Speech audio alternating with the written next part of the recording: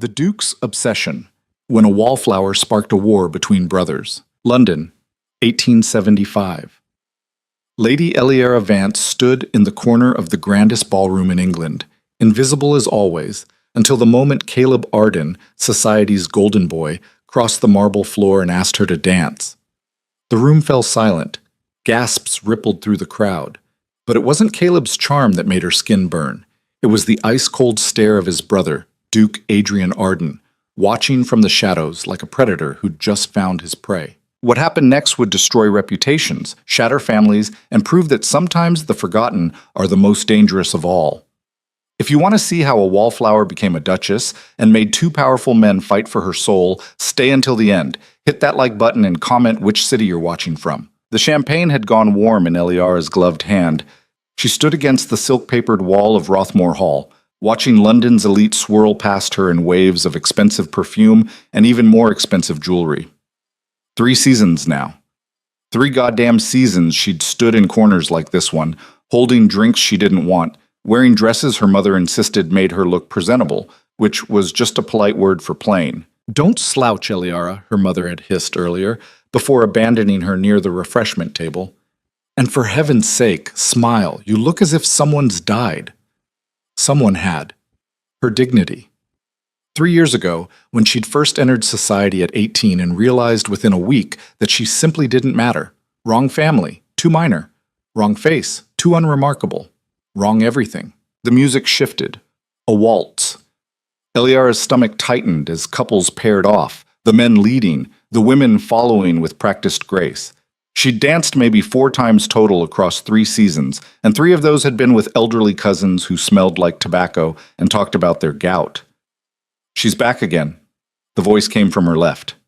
Eliara didn't need to look to know it was Beatrice Thornwell and her pack of parasites, young women who'd perfected the art of the cutting remark. "I don't know why she bothers," another voice chimed in, saccharine sweet.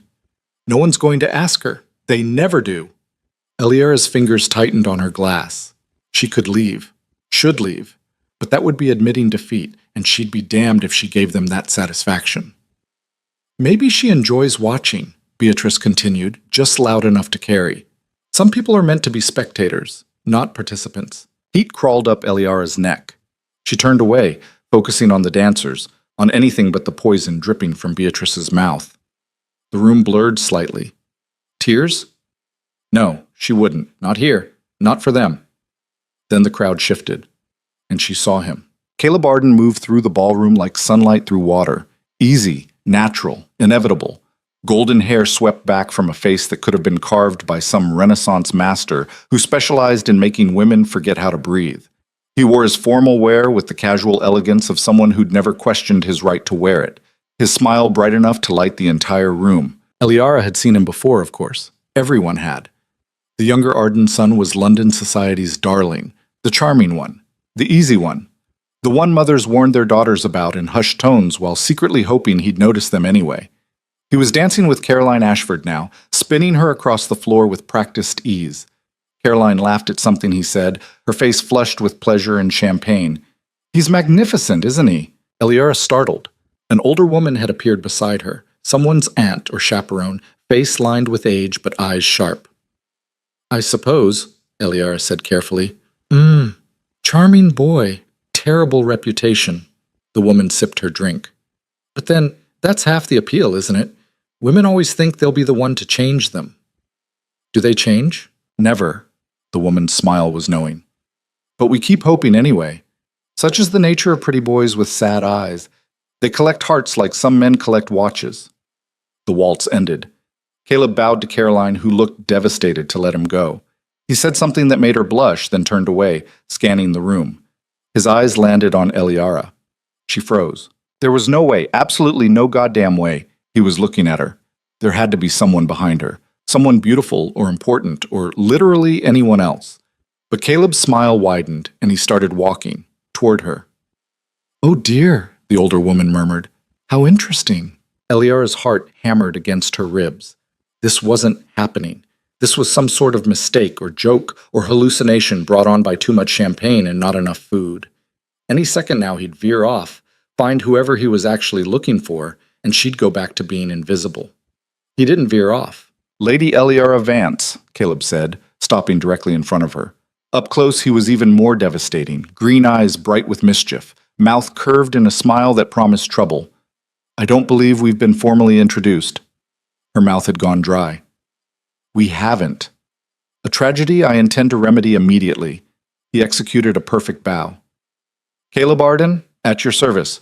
Would you do me the honor of the next dance? The ballroom had gone quiet. Not completely. The music still played, couples still moved, but there was a hush, a collective intake of breath, as if society itself had paused to watch this moment.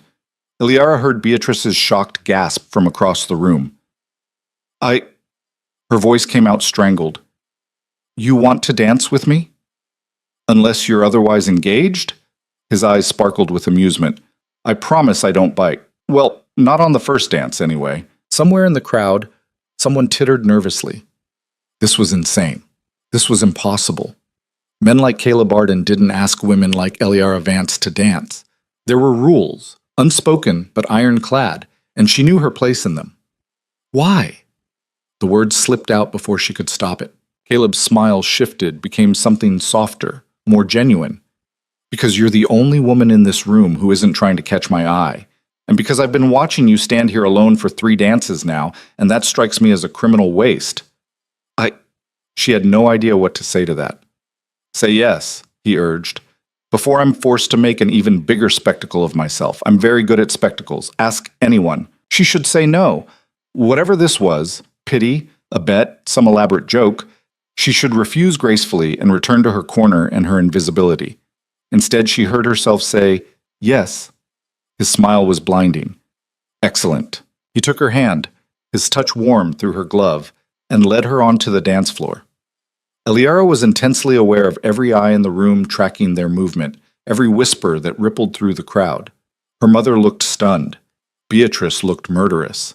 And somewhere in her peripheral vision, she caught a flash of movement in the shadows. Someone else was watching. But then the music started, and Caleb's hand settled on her waist, and the rest of the world narrowed to the man in front of her. Relax, he murmured, as they began to move. You're holding yourself like you expect me to drop you. I expect you to come to your senses and realize you've made a terrible mistake. He laughed, genuine and surprised. Has anyone ever told you you're brutally honest? Has anyone ever told you you're reckless? Daily. Usually my brother. His expression flickered, something complicated passing across his features. He's here tonight, actually, probably glowering at me from some dark corner. He's excellent at glowering. Your brother, Eliara repeated. The Duke. Adrian, yes. Older, richer, significantly less charming. Caleb spun her expertly through a turn. We're not particularly close. That was putting it mildly. Even Eliara, with her limited social intelligence, knew the Arden brothers were a study in contrasts. Caleb, the golden son, beloved by society. Adrian, the Duke, feared and respected in equal measure, known for his cold demeanor and ruthless business practices. She'd never actually seen the Duke up close. He didn't attend balls often, and when he did, he remained at the edges, watching rather than participating. Why did you really ask me to dance? She couldn't help herself. The question had been burning since the moment he'd approached. Caleb's eyes met hers, and for a moment his practiced charm slipped, revealing something rawer underneath. Honestly? Because you looked like you needed rescuing, and because those vultures by the window were being cruel, and I've never much liked bullies. So this is pity. This is basic human decency.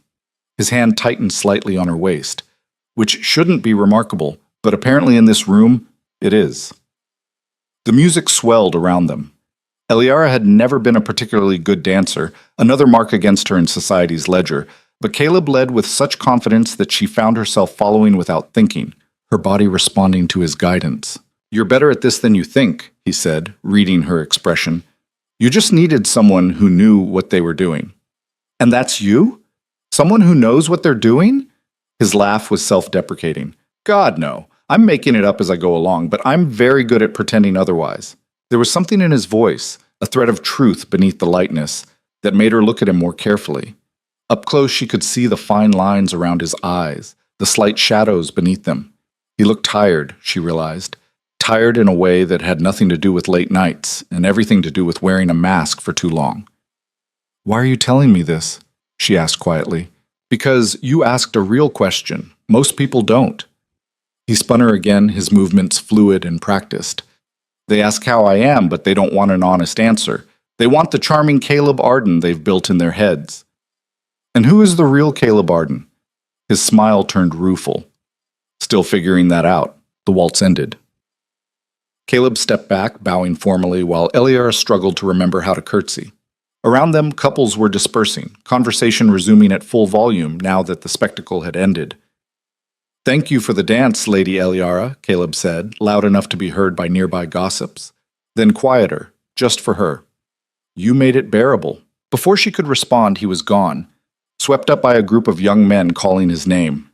Eliara stood alone on the dance floor, feeling exposed and strange, as if she'd stepped out of her own skin and hadn't quite figured out how to get back in.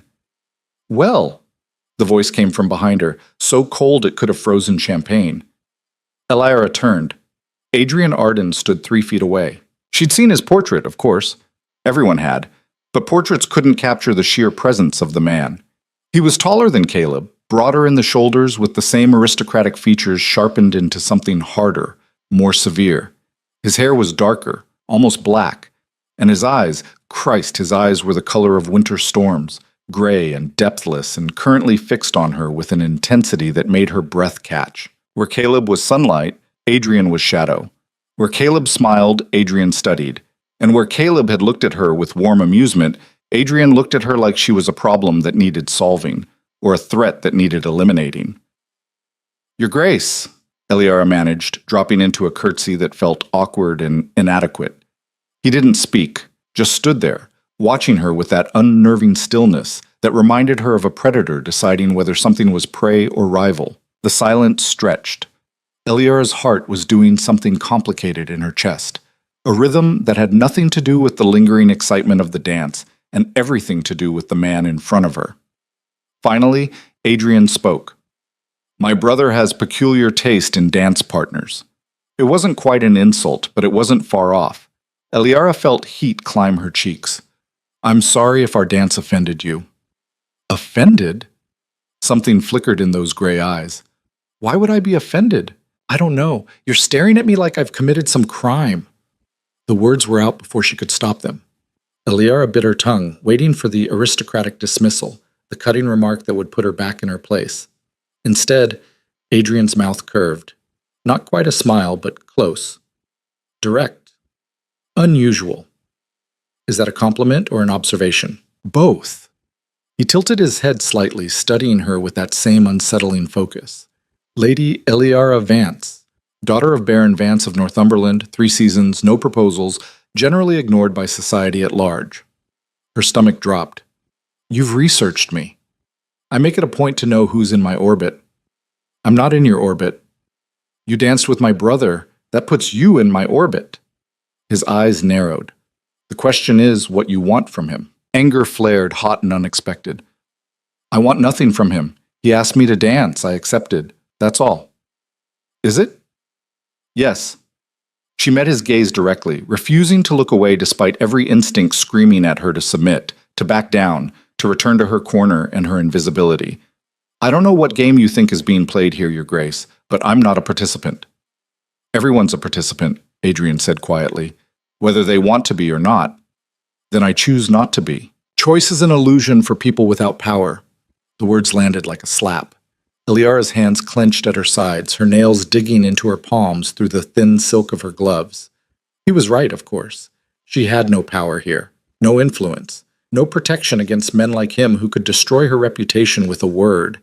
But she was tired. Tired of being invisible. Tired of being dismissed. Tired of playing by rules designed to keep her small. "If we're done here," she said, voice steady despite the trembling in her hands, "I'd like to return to my wallflower post. I'm sure you have more important people to intimidate." For a moment, she thought she saw surprise flash across Adrian's face. Then it was gone, replaced by that same cold assessment. "We're done," he said. "For now." He turned and walked away, disappearing into the crowd with the same quiet authority that seemed to part the masses without him having to ask. Eliara stood there, shaking, her mind racing. What the hell had just happened? One dance with Caleb and suddenly she was on a duke's radar? This was insane. This was dangerous. This was the most alive she'd felt in 3 years. Eliara! Her mother materialized out of the crowd, face flushed with equal parts excitement and panic. What on earth was that? Caleb Arden. And then the Duke himself came to speak with you? I don't know, Mother. Well, we need to... Her mother floundered, clearly torn between social climbing ambition and maternal protection. Did the Duke say anything about calling on you? He said I have no power, and choice is an illusion. Her mother paled. Oh God, you've offended him somehow. We need to leave, now. But Eliara wasn't listening. Her eyes had found Caleb again, across the ballroom, laughing with his friends. As if he could feel her gaze, he looked up, met her eyes, and smiled. Then she found Adrian standing in the shadows near the doorway, not laughing, not smiling, just watching her with that same intense focus that made her skin burn and her pulse race. Two brothers, sunlight and shadow, charm and intensity. And somehow, impossibly, she'd caught both their attention. This was going to end badly. She knew that with the same certainty, she knew her own name. Men like the Ardens didn't pay attention to women like her unless they wanted something, and whatever they wanted, it would cost more than she could afford to give. But as her mother tugged her toward the exit, Eliara found herself looking back one more time. Caleb had turned away, already engaged in new conversation. But Adrian was still watching, his expression unreadable in the low light, his eyes tracking her movement through the crowd like a wolf tracking prey through winter snow. She should be afraid. She was afraid. But beneath the fear was something else, something that felt dangerously close to anticipation. The next morning arrived with rain and regret. Eliara woke to gray light filtering through her bedroom curtains and the sound of water pelting the windows. Her head ached, too much champagne, not enough sleep, and far too many hours spent replaying every moment of the previous night. You're being ridiculous, she told her reflection in the vanity mirror. It was one dance? It meant nothing. But her reflection looked unconvinced, and Eliara couldn't blame her. One dance didn't explain why Caleb had asked her in the first place, and it certainly didn't explain Adrian's cold interrogation afterward. A knock at her door. Miss Eliara, your mother wants you downstairs. Of course she did. Eliara dragged herself into a day dress, simple blue cotton, nothing remarkable, and made her way to the breakfast room. Her mother was already there, vibrating with nervous energy, a stack of calling cards arranged on the table in front of her. You have callers, she announced, as if Eliara had spontaneously developed the ability to summon visitors through sheer force of will. What? Who? Lord Pemberton, Sir Charles Waverley, and... Her mother's voice dropped to an awed whisper. Caleb Arden. The room tilted slightly. Caleb Arden is here? Now? In our sitting room, with flowers. Her mother looked torn between delight and terror. Expensive flowers. Eliara, what did you do last night? I danced, once, that's all. Well, apparently once was enough. Her mother smoothed her skirts with shaking hands. You need to go down there.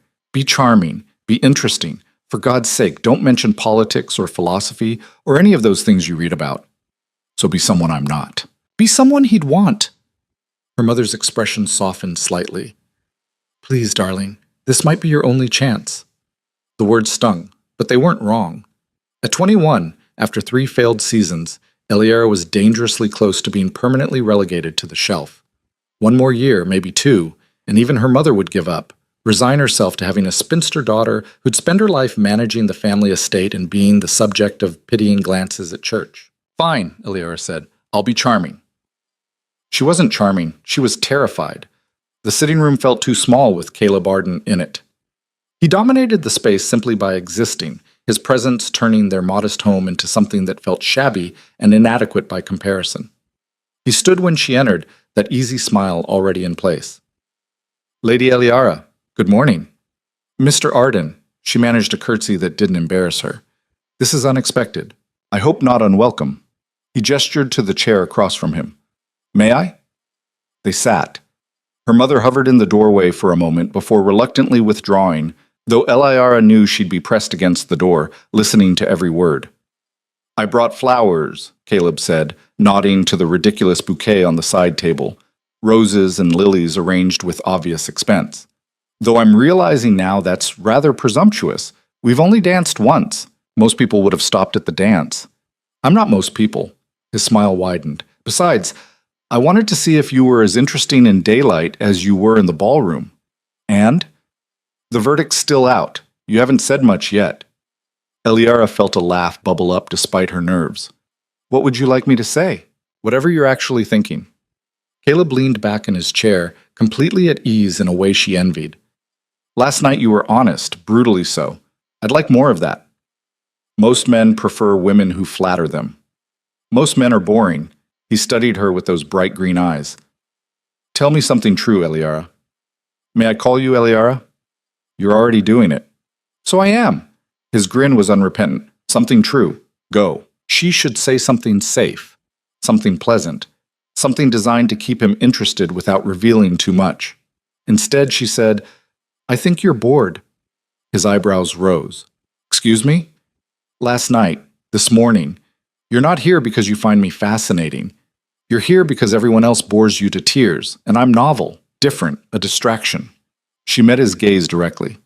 I think you collect broken things because fixing them makes you feel useful. The silence that followed was absolute. Then Caleb started laughing, real laughter, the kind that lit up his entire face and made him look younger, less polished. Christ. Okay, that was honest. You asked. I did. He wiped his eyes, still grinning. And you're not wrong. I am bored. Constantly. Every ball, every party, every conversation that's just people saying what they think I want to hear. His expression sobered slightly. But you're wrong about one thing. What's that? You're not broken. His voice was quiet, serious in a way that made her chest tight. You're just surrounded by people too stupid to see what's right in front of them. Eliara didn't know what to say to that, didn't know how to process the sudden shift from playful banter to something that felt dangerously close to genuine feeling. Why are you really here? She asked finally. Caleb was quiet for a long moment, his gaze drifting to the window, to the rain still coming down in sheets. When he spoke, his voice was different, stripped of charm, raw with something that might have been pain. Because my life is a performance I'm tired of giving. Because everyone wants Caleb Arden, the charming wastrel, and no one wants to know who I actually am. He looked back at her. And because when I danced with you last night, you looked at me like I was just a person, not a prize, not a scandal, just someone. And I can't remember the last time that happened. The vulnerability in his voice hit her like a punch to the chest.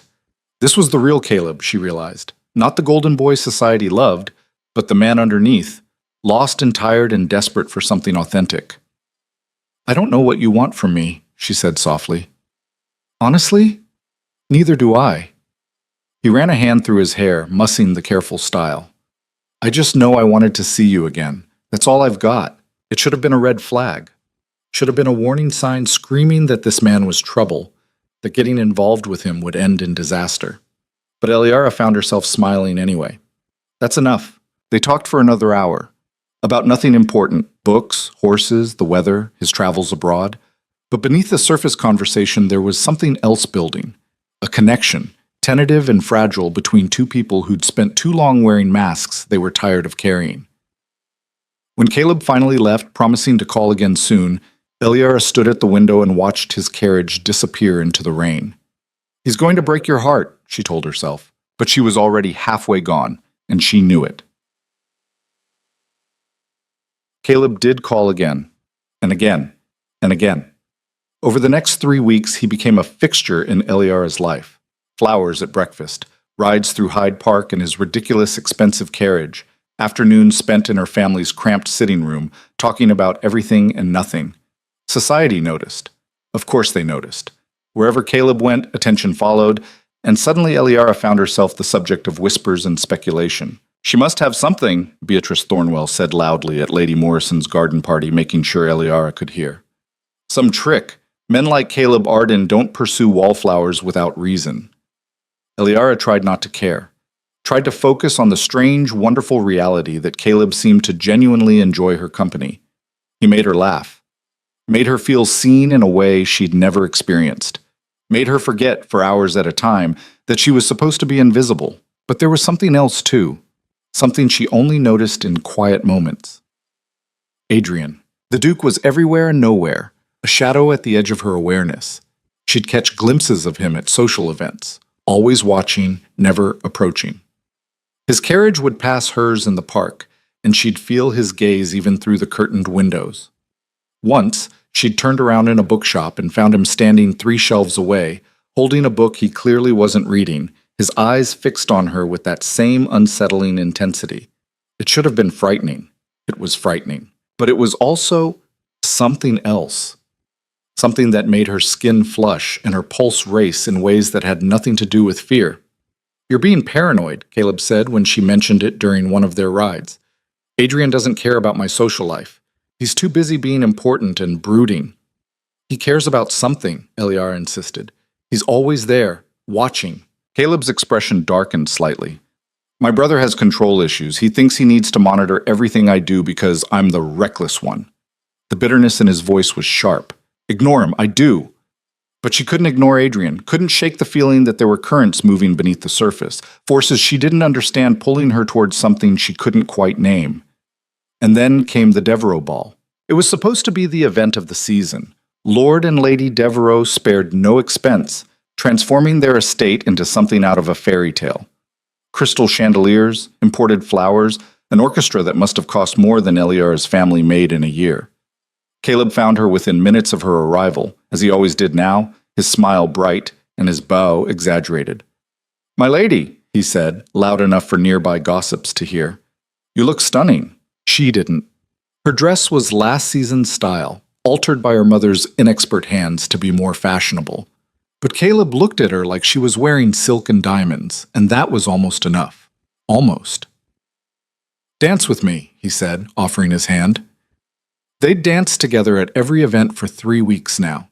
Society had stopped gasping, started speculating about when he'd propose. Eliara's mother practically vibrated with anticipation every time he called. But something felt different tonight. Caleb's smile was too bright, his charm too practiced. He was performing again, she realized, wearing the mask he'd claimed to hate. "Are you all right?" she asked quietly as they moved through the waltz. "Of course. Why wouldn't I be?" "You seem distant." His laugh was hollow. Perceptive as always. He spun her through a turn, his grip tighter than necessary. "Can I ask you something?" "Always." "Do you love me?" The question landed like a boulder in still water. Eliara's feet tangled, and she would have stumbled if Caleb hadn't been holding her. What?" "It's a simple question." But his eyes were anything but simple.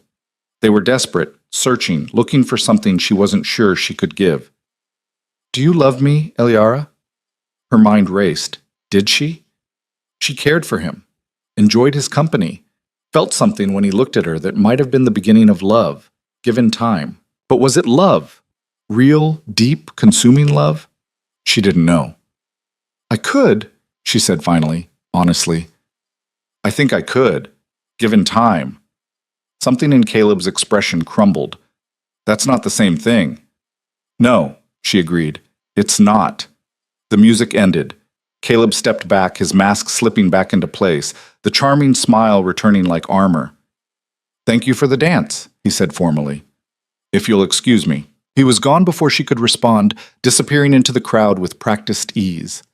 Eliara stood alone on the dance floor, feeling like she'd just failed some test she hadn't known she was taking. "He's running." The voice came from behind her, cold, familiar, inevitable. She turned. Adrian stood there in formal black, looking like he'd been carved from shadow and ice. His eyes tracked Caleb's retreat across the ballroom. "Your Grace," Eliara managed. "My brother excels at running," Adrian continued, as if she hadn't spoken. "From responsibility, from commitment, from anything that requires him to be more than the charming mask he wears." "That's cruel." "It's true." Those gray eyes shifted to her, and the intensity in them stole her breath. "He's going to hurt you." "You don't know that." "I know him." Adrian stepped closer, and suddenly the entire ballroom seemed to shrink to just the two of them. "I know that he collects broken things because fixing them makes him feel noble, and I know that he loses interest the moment they're no longer a project. I'm not broken. No. Something flickered in Adrian's expression. You're not, which is why this is going to destroy you when he leaves. The certainty in his voice made her cold. Why are you telling me this? Because someone should. He was close now, close enough that she could feel the heat of him, could smell expensive soap and something darker, richer. Because you deserve better than being another name on his list of almosts. And what would you know about what I deserve? The question hung between them, charged with something Eliara couldn't name. Adrian's jaw tightened, his eyes searching hers with an intensity that made her feel exposed, vulnerable, seen in ways that went deeper than anything Caleb had ever made her feel. More than you think, he said quietly. Then he turned and walked away, leaving Eliara standing alone, her heart racing and her mind spinning with questions she was afraid to answer. The rest of the ball passed in a blur. Caleb didn't return. Adrian disappeared into the shadows, and Eliara found herself trapped between two brothers, one who made her feel special and might not be able to stay, and one who made her feel dangerous and might not be willing to let her go. When she finally made it home, exhausted and confused, she found a note waiting on her bedside table. The handwriting was elegant, precise, unmistakably masculine. Some cages are built with charm, some with intensity. Both will trap you if you're not careful. Choose wisely. A. Eliara crumpled the note in her fist, her hand shaking with something that might have been anger or fear or the first stirrings of understanding. She was caught between the Arden brothers, whether she'd meant to be or not, and tomorrow, everything was going to change. Morning came with a summons, not a calling card, not flowers, a formal request delivered by a footman in Arden livery asking, no, politely demanding, that Lady Eliara Vance present herself at Caleb Arden's townhouse at 2 o'clock. Her mother nearly fainted. This is it, she whispered, clutching the note like a holy relic. He's going to propose. He must be. But Eliara knew better. The note was too formal, too cold. This wasn't a proposal. This was something else. She arrived at the townhouse exactly on time, wearing her second-best dress and a knot of anxiety in her stomach that had been growing since dawn. A servant showed her to a private sitting room, tastefully decorated, expensive, without being ostentatious, and left her alone. Caleb appeared 5 minutes later. He looked terrible. The golden charm was gone, stripped away to reveal a man who looked like he hadn't slept in days. His hair was disheveled, his cravat loose, his eyes shadowed with something that might have been pain or guilt, or both. Eliara, he said. Just her name. No greeting, no smile. Her stomach dropped. What's wrong? He crossed to the window, staring out at the street below. When he spoke, his voice was raw. I can't do this. Can't do what? This. Us. He turned to face her, and the anguish in his expression made her chest ache. I'm not the man you think I am. I know who you are. No. You know who I want to be. There's a difference. He ran both hands through his hair, the gesture desperate. I'm a coward, Eliara. I chase pretty things and I get bored and I run the moment things get real. I've done it a dozen times before and I'll do it again. You don't know that. I do, because I'm doing it now. His laugh was bitter, self-loathing. You asked me last night if you loved me and you said maybe. Maybe, given time. And all I could think was that I don't want to wait. I want it now, immediate and overwhelming, or I want nothing at all. Tears burned Eliara's eyes. So this is it? You're ending this? I'm setting you free. He crossed to her, took her hands in his. His grip was gentle, desperate. You deserve someone who can give you everything. Commitment, constancy, a love that doesn't waver the moment it gets difficult. I can't be that person. You're not even going to try? I'd fail. And I care about you too much to watch that happen. He pressed a kiss to her knuckles, his eyes bright with unshed tears. I'm sorry, Eliara, for all of it. For making you hope, for making you care, for being exactly what my brother said I was. He let go of her hands and stepped back, and Eliara felt something crack inside her chest. You're a coward, she said, voice shaking. Not because you won't commit, because you won't even try. I know, and you're going to regret this. I know that too. His smile was sad, resigned. But I'd regret hurting you more. There was nothing left to say. Eliara turned and walked out of the townhouse, her vision blurred with tears, her hands shaking with the effort of not falling apart. She made it to the street before the sobs started. The carriage ride home was a blur of tears and rage and a crushing sense of humiliation. She'd been right that first night. Men like Caleb Arden didn't pay attention to women like her. And when they did, it ended like this, with broken promises and shattered hope and the bitter knowledge that she'd been foolish enough to believe she might have been different. She was still crying when she reached her front door and found Adrian Arden waiting on her steps. He stood when he saw her, his expression unreadable in the afternoon light. "Eliara, go away." Her voice was wrecked, raw with tears she couldn't stop. "No. I don't want your pity. I don't want your 'I told you so.' I just want to be left alone. I'm not here to gloat." Adrian descended the steps slowly, carefully, like he was approaching something wild that might bolt. "I'm here because I knew what he was going to do, and I knew you'd need..." "Need what? You? Another Arden brother to break my heart?" Fresh tears spilled down her cheeks. "I'm done. I'm done with both of you." She tried to push past him, to reach her door and the sanctuary of her room and the blessed relief of being alone with her humiliation. Adrian caught her wrist. Not hard, not painful, but firm enough to stop her, to make her look at him. "Let me go," she said. "No." His voice was low, rough, with something she couldn't identify. "Not until you listen." "I don't want to listen. I don't want..." "I love you." The words stopped her cold. Eliara stared at him, certain she'd heard wrong, certain the tears and the heartbreak had scrambled her brain, and she was hearing things that weren't there. "What?" Adrian's grip on her wrist tightened fractionally, his thumb pressing against her racing pulse. His eyes, those cold gray eyes that had watched her for weeks, were burning now, intense and desperate and completely, terrifyingly focused on her. "I love you," he repeated, every word deliberate, measured, true. "I have since the moment Caleb first danced with you, and you looked at me like I was something dangerous. I love the way you refuse to be invisible, even when the world tries to make you. I love your honesty, your strength, your absolute refusal to be anything other than exactly who you are. You don't even know me. I've spent 3 weeks learning you, every ball, every party, every ride through the park. I've watched you, studied you, tried to understand why my worthless brother had the good sense to see what I'd been too blind to notice." His free hand came up to cup her face, his touch gentle, despite the intensity in his voice. "I know you take your tea with too much sugar. I know you read philosophy when you think no one's watching. I know you're terrified of being forgotten and furious that you have to fight to be remembered." Tears were still streaming down her face, but they changed somehow. No longer just grief, but something more complicated. "This is insane," she whispered. "Yes." Adrian's thumb brushed away a tear, the gesture so tender it made her chest ache. Caleb had his chance. He wasted it. I won't make the same mistake. "You can't just... He's your brother. This is... I don't care." The words were fierce, final. "I don't care about propriety or scandal or what society thinks. I care about you. And I'm telling you now, before you walk through that door and decide you're done with the Arden family forever, that I am not my brother. I don't run. I don't quit. And when I commit to something, I see it through."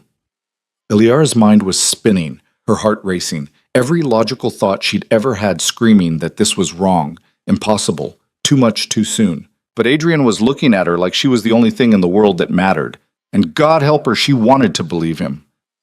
"I don't know what to say," she managed. "Say you'll let me prove it." His hand slid from her face to her neck, his touch burning through her skin. "Say you'll give me a chance to show you what real commitment looks like.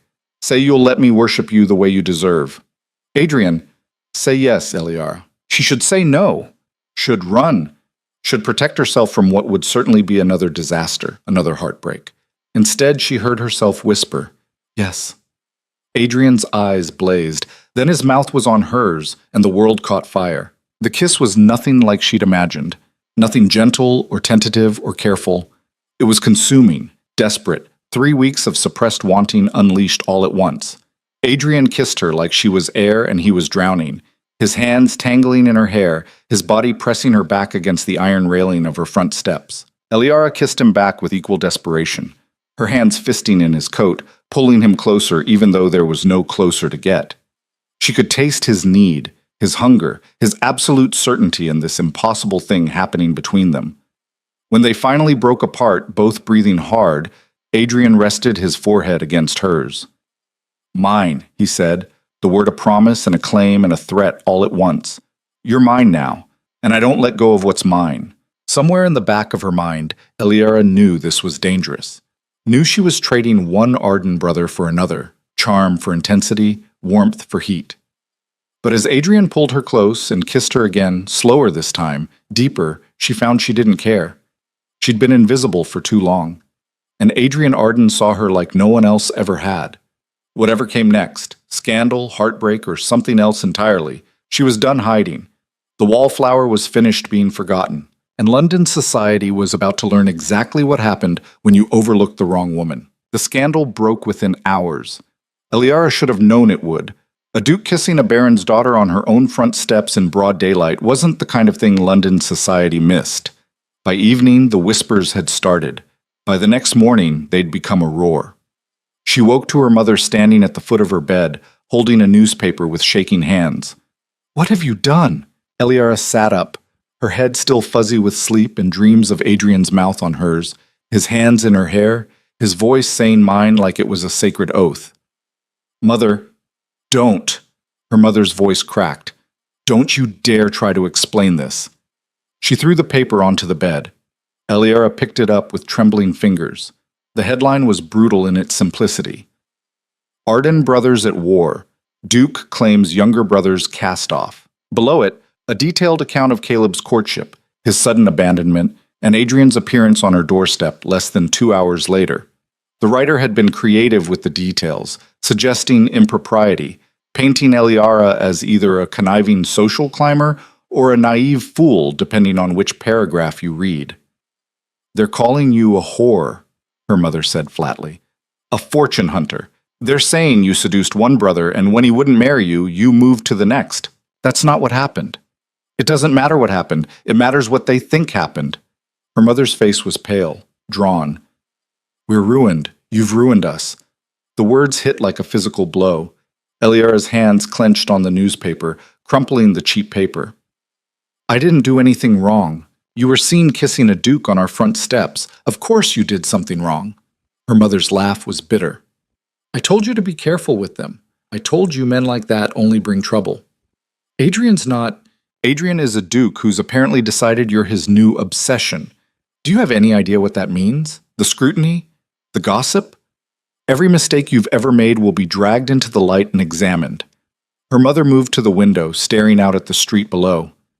"We have callers already. Reporters, gossips. This house will be a circus for weeks."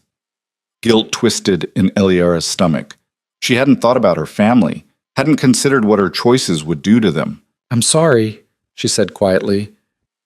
"Sorry doesn't fix this." Her mother's shoulders sagged. "Get dressed. We need to discuss what happens next." What happened next was a parade of horror. The calling cards came first, not from well-wishers, but from the curious and the cruel. Women Eliara barely knew asking invasive questions about her relationship with both Arden brothers. Men making suggestions that made her skin crawl.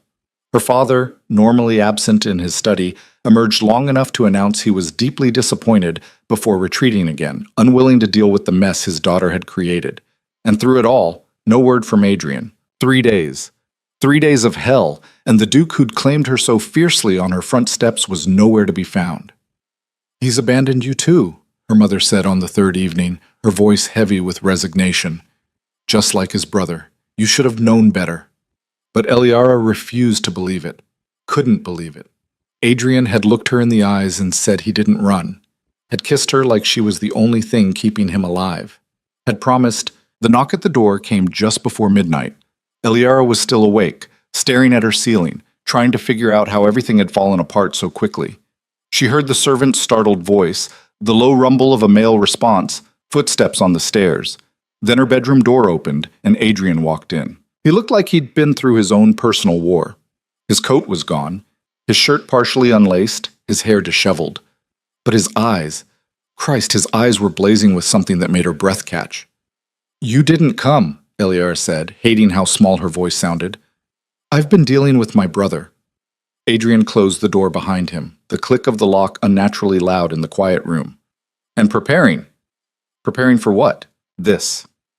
He crossed to her in 3 strides, pulled her up from the bed, and kissed her hard enough to bruise. Eliara melted into him, 3 days of fear and doubt dissolving under the onslaught of his mouth. He kissed like he was trying to prove something, his hands possessive on her waist, her back, pulling her against him until there was no space between them. I'm not leaving, he said against her mouth. I'm not running. I'm not my goddamn brother. Then where were you? Handling things. He pulled back enough to look at her, his hands framing her face. Caleb tried to convince me this was a mistake, that I was being impulsive, that you'd played us both. Anger flared hot and sharp. And you believed him? No. Adrian's grip tightened fractionally. I told him to stay the hell out of my life and yours. Then I went to my lawyers and drafted a marriage contract. The world tilted. A what? Marriage contract. His eyes searched hers, intense and unwavering. I'm not courting you, Eliara. I'm not playing society's games. I'm claiming you, publicly, permanently. You can't just... We barely know each other. I know enough. His thumb brushed her lower lip, the touch sending heat straight through her. I know you're brave and honest, and you don't back down even when you should. I know you make me feel things I thought I wasn't capable of feeling. I know that 3 days without seeing you felt like 3 years. Adrian, I know you're mine. The words were fierce, possessive, absolute, and I'm done pretending otherwise. Her mind was spinning, trying to process what he was saying. Marriage. He was talking about marriage after 3 weeks of watching her from shadows and 3 days of public scandal. This is insane, she breathed. Yes. He smiled, sharp and dangerous. Say yes anyway. You're not asking. You're telling. I'm telling you what I want. What I need. His hand slid to her throat. Not squeezing, just resting there. A brand of ownership that made her pulse race. But I won't force you. If you want me to walk away, I will. I'll disappear from your life. Let you rebuild your reputation. Find some safe, boring man who'll give you a safe, boring life. I don't want safe and boring. Then what do you want? The question hung between them, loaded with possibility and danger. Eliara knew what she should say, should want. A proper courtship. Time to grieve what she'd lost with Caleb. Space to figure out if what she felt for Adrian was real or just rebound desperation. But standing there in her bedroom at midnight with a duke's hand on her throat and his eyes burning into hers, she couldn't bring herself to care about should. You, she said. I want you. Something in Adrian's expression cracked, raw emotion bleeding through the controlled exterior. Then you have me. All of me. Forever. He kissed her again, slower this time, deeper, and Eliara felt herself falling into something she couldn't name. His hands moved to her shoulders, her back, pulling her closer as if he could somehow absorb her into himself. We announce the engagement tomorrow, he said against her mouth. I've already spoken to your father. He's agreed. That penetrated the haze of desire. Eliara pulled back. You spoke to my father without telling me? I told you. I'm not playing games. Adrian's expression was unapologetic. Your father was happy to agree once I explained the settlement I was offering. You'll want for nothing. Your family will want for nothing. The scandal will become a romance within a week. You can't just buy me. I'm not buying you. I'm protecting you. His grip tightened. Society will tear you apart if I don't. This way, you're a duchess in waiting, untouchable, mine. There was that word again. Mine. Possessive and absolute and thrilling in ways that should have terrified her. What about Caleb? She asked. Adrian's expression darkened. What about him? He's your brother. This will destroy whatever relationship you have left. We don't have a relationship. We have a shared bloodline and mutual contempt. He stepped back, his hands dropping to his sides, flexing like he wanted to hit something. Caleb makes messes. I clean them up. That's how it's always been. I'm not a mess to clean up. No. His eyes met hers, softer now, almost vulnerable. You're the first thing in my life that's mine. Not my titles. Not my family's. Mine. And I will burn down anyone who tries to take you from me. The intensity in his voice should have been a warning, should have sent her running. Instead, it made her feel powerful. For 3 years, she'd been invisible, overlooked, forgotten. And now a duke was standing in her bedroom promising to destroy anyone who threatened her. "When?" she asked. "When what?" "When do we marry?" Adrian's smile was predatory. 3 weeks. I've already secured the license." 3 weeks? Her voice rose. People will talk. People are already talking. This way we control the narrative." He moved closer again, crowding her back against the bed. 3 weeks. Then you're mine legally, publicly, irrevocably." His mouth found hers again, and Eliara stopped thinking about timelines and scandal, and everything except the way Adrian touched her like she was something precious and dangerous at the same time. When he finally pulled away, they were both breathing hard. "I should go," he said, though he made no move to leave, "before I do something that will require us to marry even sooner." "Adrian, 3 weeks, Eliara." He pressed one last kiss to her forehead, gentle despite everything else.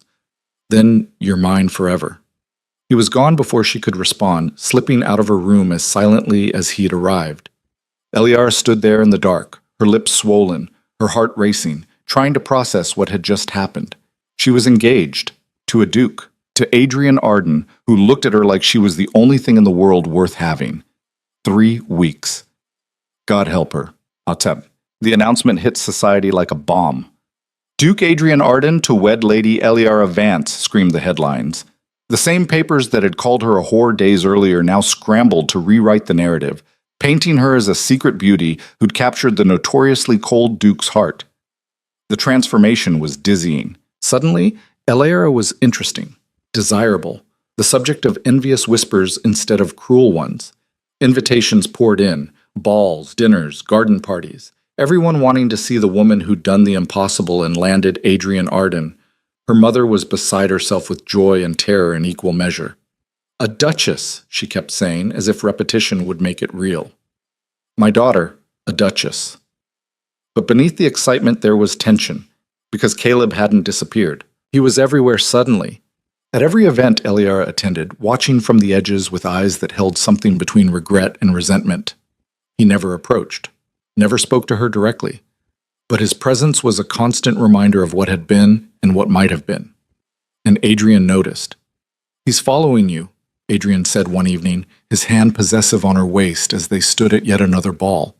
His voice was low, dangerous. "Why?" "I don't know," Eliara answered honestly. "Maybe he regrets his choice." He made his choice.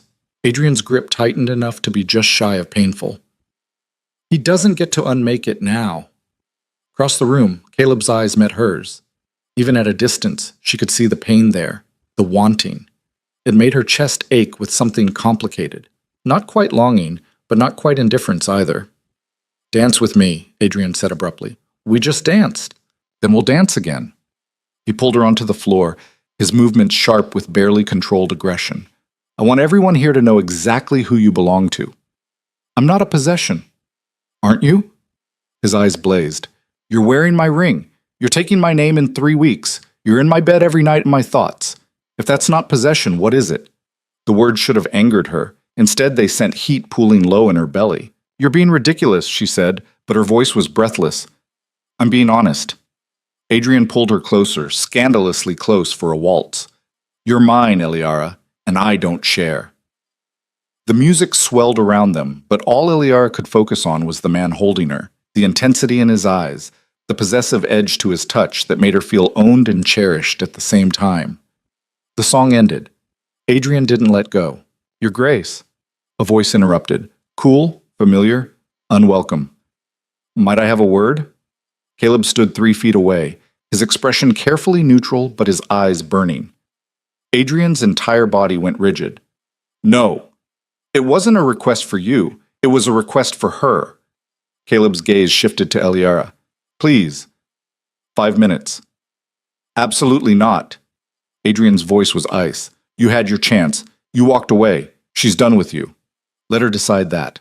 The challenge hung in the air between them, and Eliara could feel the entire ballroom holding its breath, waiting to see what would happen. She should say no, should stand with Adrian, her future husband, the man who'd claimed her so fiercely. But Caleb was looking at her with desperate eyes, and there were things unsaid between them, wounds that needed closing. 5 minutes, she said quietly. Adrian's head snapped toward her, betrayal flashing across his face. Eliara, 5 minutes, Adrian. That's all. She touched his arm, feeling the tension vibrating through him. Please. For a moment, she thought he'd refuse, thought he'd simply drag her away, consequences be damned. Instead, he stepped back, his expression shuddering. 5 minutes, then I'm coming to find you. It wasn't a promise, it was a threat. Caleb led her to a private alcove off the main ballroom, far enough from the crowd to talk, but close enough to maintain propriety. The moment they were alone, his careful composure cracked. Christ, Eliara, what are you doing? Marrying your brother. She kept her voice steady. You were there when it was announced. He's using you to get back at me. The world doesn't revolve around you, Caleb. Doesn't it? His laugh was bitter. I made a mistake. I admit that. I was scared and I ran and I hurt you. But Adrian, he's not doing this because he loves you. He's doing this because I wanted you first. The words hit harder than they should have. You're wrong. Am I? Look at his history. My brother doesn't do relationships. He does transactions, contracts, arrangements that benefit his position and his power. Caleb stepped closer, and she could smell the whiskey on his breath. He saw me with you and decided you were another thing he needed to take from me. That's not true. Then why did he wait until after I ended things? Why didn't he pursue you when I was courting you, if his feelings were so goddamn overwhelming? Caleb's hands clenched at his sides. Because he's a vulture, Eliara. He waits until something's broken, then he swoops in and claims the pieces. Doubt crept in, cold and insidious. Adrian had waited, had watched from shadows while Caleb courted her, only stepping forward after Caleb walked away. He loves me, she said, but her voice wavered. He loves winning. Caleb's expression softened. And I love you. Actually, love you. The kind that doesn't come with conditions or contracts. Her breath caught. You ended things. You said you couldn't commit. I was wrong. I was scared and stupid, and I made the biggest mistake of my life. He reached for her hands, his touch familiar and warm. Come with me. Right now. We'll leave London, go somewhere Adrian's reach doesn't extend. I'll spend every day proving I can be the man you deserve. For one wild moment, Eliara let herself imagine it. Running away with Caleb, starting over somewhere new, being loved without the intensity, without the possessive edge that sometimes felt like it might consume her. But then she remembered Adrian's eyes when he'd said mine, remembered the way he'd stood on her doorstep and declared his feelings without hesitation or fear. Remembered 3 weeks of watching her, learning her, proving through action, not words, that he wanted her. No, she said. Caleb's face crumpled. Eliara, you had your chance, multiple chances, and every time you chose yourself over me. She pulled her hands free. Adrian chose me, publicly, completely. He didn't run. He didn't hesitate. He claimed me, and I'm choosing to let him. He'll destroy you. Maybe. She met his gaze directly. But at least I'll know I mattered enough to destroy. She turned to leave. Caleb's voice stopped her. This isn't over. She looked back. Yes, it is. I love you, Eliara.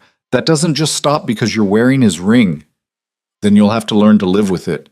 Her voice was cold, final, because in 3 weeks, I'll be his wife. And whatever you think you feel for me, it ends there. She walked away before he could respond, her heart pounding, her hands shaking. Adrian was waiting exactly where she'd left him, his expression carved from stone. What did he say? His voice was controlled, but she could hear the rage underneath. That he made a mistake. That he loves me. That you're using me to hurt him. Adrian's jaw clenched. And what did you say? That I chose you. Something in his expression cracked, relief and possession and triumph bleeding through. He pulled her against him, uncaring of the watching crowd, and kissed her hard enough to erase any lingering doubt. Mine, he said against her mouth. Say it. Yours. Again. I'm yours, Adrian. His smile was fierce, victorious. 3 weeks. Then I'm making sure every person in London knows it. But as they left the ball that night, Eliara caught one last glimpse of Caleb standing in the shadows, watching them with eyes that held promises and threats in equal measure. And she knew, with cold certainty, that this wasn't over. Not by a long shot. The next 2 weeks passed in a blur of wedding preparations and escalating tension. Adrian was everywhere, controlling every detail of the ceremony with the same ruthless efficiency he applied to business. The dress. He'd hired the best modiste in London. The venue, his family's cathedral, naturally. The guest list, carefully curated to include everyone who mattered and exclude anyone who'd ever slighted her. "You're being obsessive," Iliara said one afternoon, watching him review seating charts for the third time. "I'm being thorough." He didn't look up. "This wedding will be perfect." "It's just a ceremony." Now he looked up, his eyes sharp. "It's not just a ceremony, it's a statement. It tells everyone in London that you're mine, that you're untouchable, that anyone who tries to hurt you answers to me." The possessiveness should have bothered her. It didn't. After years of being invisible, Adrian's intensity felt like finally being seen. But Caleb was getting desperate. He started sending letters, passionate, pleading things that arrived daily despite Eliara returning them unopened. He appeared at her house, at the modiste shop, at the park where she took her morning walks. "He's stalking you," Adrian said flatly when she mentioned it. "He's hurting." "I don't care." Adrian's expression was ice. "If he doesn't stop, I'll make him stop." "He's your brother." "He's a man who won't accept that he lost." Adrian's hands clenched. "And I will not have him disrupting our wedding because he can't handle rejection." 2 days before the ceremony, things came to a head. Eliara was at the final dress fitting when Caleb appeared in the shop, disheveled and desperate, his eyes wild. "I need to talk to you." The modiste gasped. Eliara's maid started to protest, but Caleb ignored them all, his focus entirely on Eliara. "Please, just listen." Against her better judgment, she nodded to the modiste. "Give us a moment." They left reluctantly. The moment the door closed, Caleb was talking. "Don't marry him." "Caleb, I know what you think, that I'm being selfish, that I had my chance and wasted it." He moved closer, his hands outstretched like he wanted to touch her, but didn't quite dare. "But I've spent 2 weeks in hell watching him parade you around like a trophy, and I can't do this anymore." "You don't have a choice." "Neither do you." His voice dropped. "He's not who you think he is, Eliara. Adrian doesn't love, he possesses. He controls. And once you're his wife, there's no escape." "I don't want to escape." "You will. Give it a year, maybe less. You'll wake up one day and realize you're in a beautiful cage, and the man holding the key will never let you out." The words burrowed under her skin, finding every doubt she'd tried to suppress. Was Caleb right? Was Adrian's love just possession dressed up in prettier language? "I'm not having this conversation," she said. "Then have this one. Do you love him?" The question stopped her cold. Did she? She cared for Adrian, was drawn to him, felt something when he touched her that she'd never felt with anyone else. But was it love? "I don't know," she admitted. "Then don't marry him." Caleb's voice was urgent now, desperate. "Not until you know. Not until you're sure." "The wedding's in 2 days." "Then we have 2 days." He reached for her hands, and this time she let him take them. "Run away with me, tonight. We'll go to Scotland, get married there. By the time Adrian figures out what happened, it'll be too late." "You're asking me to jilt a duke." "I'm asking you to choose yourself." His grip tightened. "Choose the man who actually loves you, not the one who just wants to win." The door slammed open. Adrian stood in the doorway, and the expression on his face was murder. "Get your hands off my fiancé." The words were quiet, controlled, and absolutely terrifying. Caleb didn't let go. "Or what? You'll challenge me to a duel? How very dramatic." "I'll ruin you." Adrian stepped into the room, and suddenly the space felt too small. "Every club, every investment, every connection you have, gone. I'll make sure you're a pariah in every corner of London and beyond." "You can't." "I'm a duke. I can do whatever the hell I want." Adrian's eyes were cold, flat, devoid of anything resembling mercy. "Now get your goddamn hands off my wife." "She's not your wife yet. She will be, in 2 days." Adrian turned his gaze to Eliara, and the intensity there made her breath catch. "Won't you?" It was a test, a challenge, a demand for public loyalty. Eliara looked between the two brothers, Caleb desperate and pleading, Adrian cold and commanding, and knew that whatever choice she made in this moment would define everything that came after. "Yes," she said, pulling her hands free from Caleb's grip. "I will." Caleb's face went white. "Eliara, I made my choice." She crossed to Adrian, felt his arm immediately wrap around her waist, claiming and possessive. "I'm marrying Adrian, and you need to accept that." For a moment, Caleb just stood there, looking like she'd driven a knife into his chest. Then his expression hardened into something she'd never seen before, rage mixed with bitter determination. "You'll regret this," he said quietly. "Is that a threat?" Adrian's voice was deadly soft. "It's a promise." Caleb's eyes met Eliara's one last time. "When he shows you who he really is, and he will, don't say I didn't warn you." He left, slamming the door hard enough to rattle the windows. The silence that followed was suffocating. "Are you all right?" Adrian's hand cupped her face, forcing her to look at him. "I don't know." "Did he hurt you?" "No, he just—" She trailed off, unsure how to explain the doubts Caleb had planted. "What did he say?" She could lie. Should lie. But Adrian was looking at her with those intense gray eyes, and she found she couldn't. "He said you don't love me, that you just want to possess me." Adrian went very still. "And you believe him?" "I don't know what I believe anymore." His hand dropped. He stepped back, and the distance felt like miles. 2 days before our wedding, and you don't know what you believe." His laugh was hollow. "Maybe Caleb's right. Maybe I am just possession to you." "That's not what I said. It's what you meant." He turned away, his shoulders rigid. "I've spent weeks proving myself to you, claiming you publicly, arranging everything to protect you, to honor you, to make you happy, and you still think I'm just playing games." "Adrian, do you want to marry me, Eliara?" He turned back, and the vulnerability in his expression made her chest ache. "Actually want it? Not because it's expected, or because the invitations are sent, or because you're afraid of scandal. Do you want to be my wife?" The question hung in the air between them, heavy with implications. This was it. The moment of truth. The point where she either committed fully or walked away. Eliara thought about the past month. About Adrian watching her from shadows, learning her, choosing her. About the way he touched her like she was precious. About the intensity in his eyes when he said mine. About the way being with him made her feel powerful instead of invisible. "Yes," she said. "I want to marry you. Even though my love feels like possession, especially because of that." She moved closer, taking his hand. "I've been overlooked my entire life, and you look at me like I'm the only thing that matters. That doesn't feel like possession. It feels like being wanted." Something in Adrian's expression cracked, relief and need flooding through. He pulled her against him, his mouth finding hers in a kiss that tasted like desperation and promise. 2 days, he said against her lips. "Then you're mine legally, and I'm never letting you go." "I know. I'll probably be overbearing and controlling and impossible." "I know that too." His laugh was rough, almost pained. "And you still want this?" "I still want this." She kissed him back, fierce and certain. "I want you."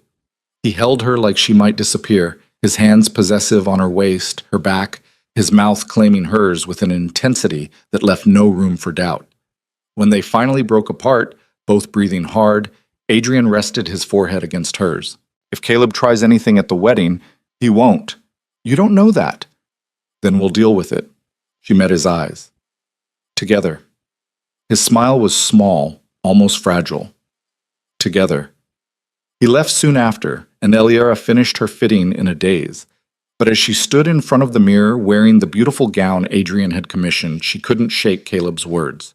"When he shows you who he really is, and he will, don't say I didn't warn you. 2 days." In 2 days, she'd be Duchess Eliara Arden, wife to the most powerful man in London, bound to him legally and publicly.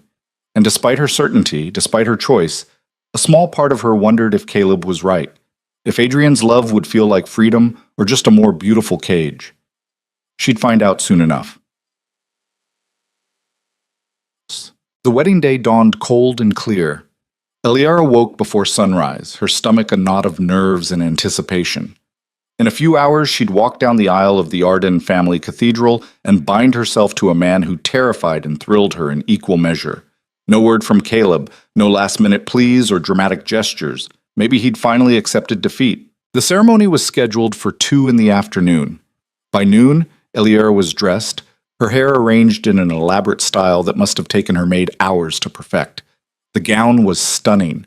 White silk and lace fitted perfectly to her frame, with a train that would require 2 attendants to manage. She looked like a duchess. She looked like someone who mattered. "You're beautiful," her mother said, tears streaming down her face. "Oh, my darling girl, you're so beautiful." Eliara squeezed her hand, unable to speak past the lump in her throat. The carriage ride to the cathedral was a blur. Crowds lined the streets. Apparently a duke's wedding was a public spectacle, and Eliara forced herself to smile and wave like she'd been born to this instead of thrust into it. The cathedral was massive, intimidating, filled with everyone who mattered in London society. Eliara's hands shook as she waited in the vestibule, listening to the music swell inside. This was it. No turning back now. The doors opened. The music shifted to the wedding march, and Eliara began the long walk down the aisle on her father's arm. She didn't look at the crowd, didn't see the curious faces or the envious glares. Her eyes found Adrian at the altar, tall and severe in his formal wear, and the rest of the world fell away. He was watching her like she was the only person in the cathedral, like she was the only person in the world. "Mine," his expression said. "Finally, mine." Halfway down the aisle, Eliara saw Caleb. He stood in one of the back pews, perfectly positioned to watch the ceremony, his face a mask of controlled anguish. Their eyes met for just a moment, and she saw everything he wanted to say, all the protests he was swallowing. Then she looked away, back to Adrian, and kept walking. The ceremony itself was a blur of traditional vows and binding promises. Adrian's voice was steady as he pledged himself to her. Hers shook slightly, but she got through it. The ring, heavy gold, inscribed with words she couldn't quite read, slid onto her finger with finality. "I now pronounce you man and wife," the officiant intoned. "You may kiss your bride." Adrian pulled her against him and kissed her like he was trying to brand her, his mouth claiming hers with possessive intensity. The crowd erupted in applause, but Eliara barely heard it over the pounding of her heart. She was married. She was a duchess. She was his. The reception was held at Adrian's London estate, a sprawling mansion that made her family's home look like a cottage. Hundreds of guests, endless champagne, congratulations from people she'd never met and probably never would again.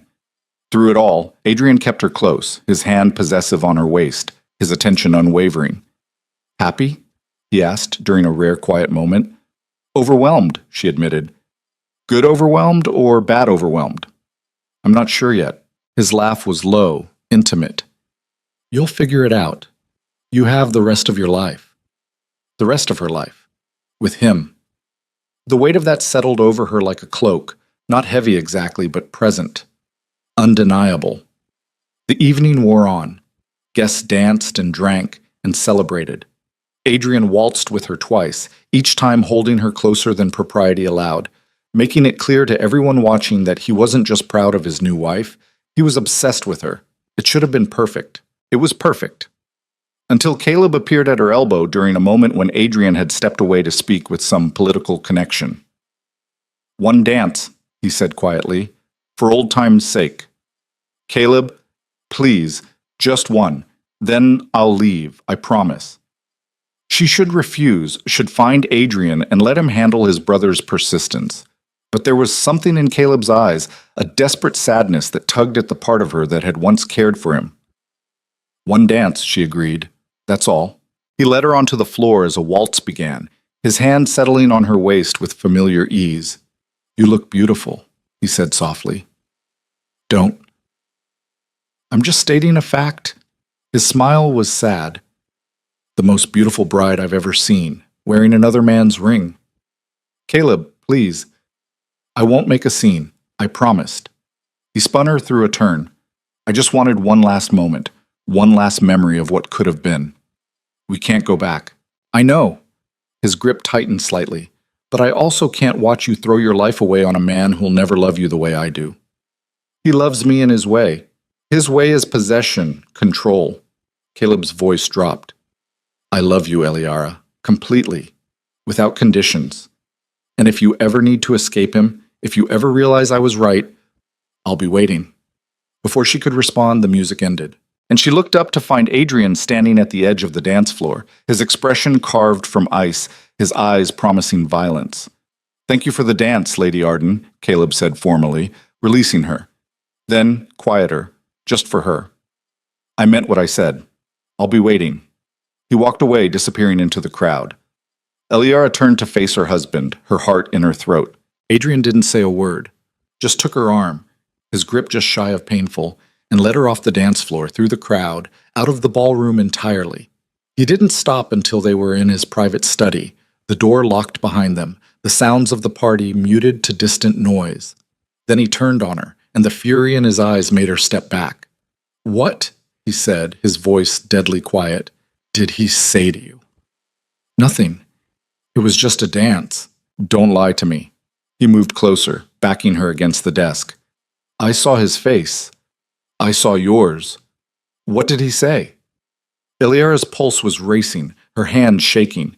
She'd never seen Adrian like this, all his control stripped away, leaving raw, violent emotion. "He said he loves me, that he'll be waiting if I ever want to leave you." Adrian's jaw clenched, a muscle ticking dangerously. "And what did you say?" "Nothing. The dance ended." "But you were tempted." "It wasn't a question." "You heard him say he'd wait, and part of you was glad." "No." "Yes." His hand slammed down on either side of her, trapping her against the desk. "You're my wife. Mine. And you're already thinking about escape routes." "That's not true, isn't it?" His face was inches from hers now, his breath hot against her mouth. "You married me 3 hours ago, and you're already letting my brother plant doubts.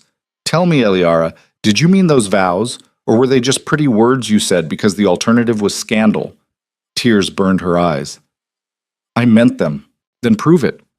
His hand slid to her throat, not squeezing, just resting there, a claim and a threat. "Tell me you're mine. Not because society says so, not because there's a ring on your finger. Tell me you're mine because you choose to be." She could barely breathe, his presence overwhelming, his intensity drowning her. This was Adrian unleashed, no masks, no control, just raw possessive need. And God help her, it was exactly what she wanted. "I'm yours," she whispered. Again. "I'm yours, Adrian. Completely." His mouth crashed into hers, the kiss brutal and claiming, teeth and tongue and possession that left no room for doubt. He lifted her onto the desk, his hands pushing up her silk skirts, his body pressing between her legs. "Mine," he said against her mouth. "Say it." "Yours. Forever. Forever." He kissed her like he was trying to erase every moment Caleb had ever touched her, every word he'd ever said, every doubt he'd ever planted. And Eliara kissed him back with equal desperation, her hands fisting in his hair, pulling him closer. A knock at the door made them both freeze. "Your Grace?" A servant's hesitant voice. "The guests are asking for you." Adrian pulled back, his eyes still blazing. "Tell them we'll be out shortly." Footsteps retreated. Adrian straightened Eliara's dress with shaking hands, his jaw tight. "This isn't over," he said. "I know. Caleb won't stop, not until I make him. Adrian, he threatened my marriage on my wedding day." Adrian's expression was cold, calculating. "That's not something I forgive." Fear spiked through her. "What are you going to do?" "Whatever I have to." He helped her down from the desk, smoothed her hair, to protect what's mine. They returned to the party, and if anyone noticed Eliara's flushed face or Adrian's possessive grip on her waist, they were too polite to mention it. But across the room, Eliara caught sight of Caleb one last time. He was watching them, his expression unreadable. And she knew with cold certainty that despite everything, despite the vows, despite the consummation still to come, despite her choice, this war between the Arden brothers was far from. The wedding night should have been perfect. Adrian's estate had been prepared with meticulous care, candles lit in their private chambers, rose petals scattered across silk sheets, champagne chilling in crystal buckets. Every detail designed to seduce, to claim, to mark the beginning of their life together. But Eliara couldn't shake the image of Caleb's face as he'd watched them leave the ballroom. The knowing look in his eyes, like he was waiting for something inevitable to happen. "You're thinking about him," Adrian said. They were alone now. The last guests finally departed, standing in the enormous master bedroom that would be theirs. Adrian had removed his jacket, his cravat, but the tension in his shoulders suggested he was anything but relaxed. "I'm thinking about what he said," Eliara admitted. "Which part? The part where he declared his undying love, or the part where he promised to wait for you to leave me?" The bitterness in his voice cut deep. "Adrian, no." He turned to face her, and the rawness in his expression stole her breath. "I need to know right now, before we consummate this marriage, if you're going to spend our entire life together looking over your shoulder at my brother." "I'm not. Are you in love with him?" The question landed like a slap. Eliara's hands clenched in the silk of her gown. "What?" Simple question. "Are you in love with Caleb?" Adrian's eyes were ice and fire at once. "Because I can live with a lot of things. I can live with you choosing me for the wrong reasons. I can live with you learning to love me over time. But I cannot, will not, share you with the ghost of what you had with him. I'm not in love with Caleb." "Then what are you?" Confused, overwhelmed, trying to process that 3 months ago I was invisible, and now I'm married to a duke who looks at me like I'm the only thing keeping him alive. Her voice cracked. "I don't know how to be what you need me to be." Adrian crossed to her in 3 strides, his hands framing her face with a gentleness that contradicted the intensity in his eyes. "I need you to be honest, that's all. I need you to tell me when you're scared or uncertain or regretting this choice. I need you to trust me enough to be real." "I'm terrified," she whispered. "Of me?" "Of this.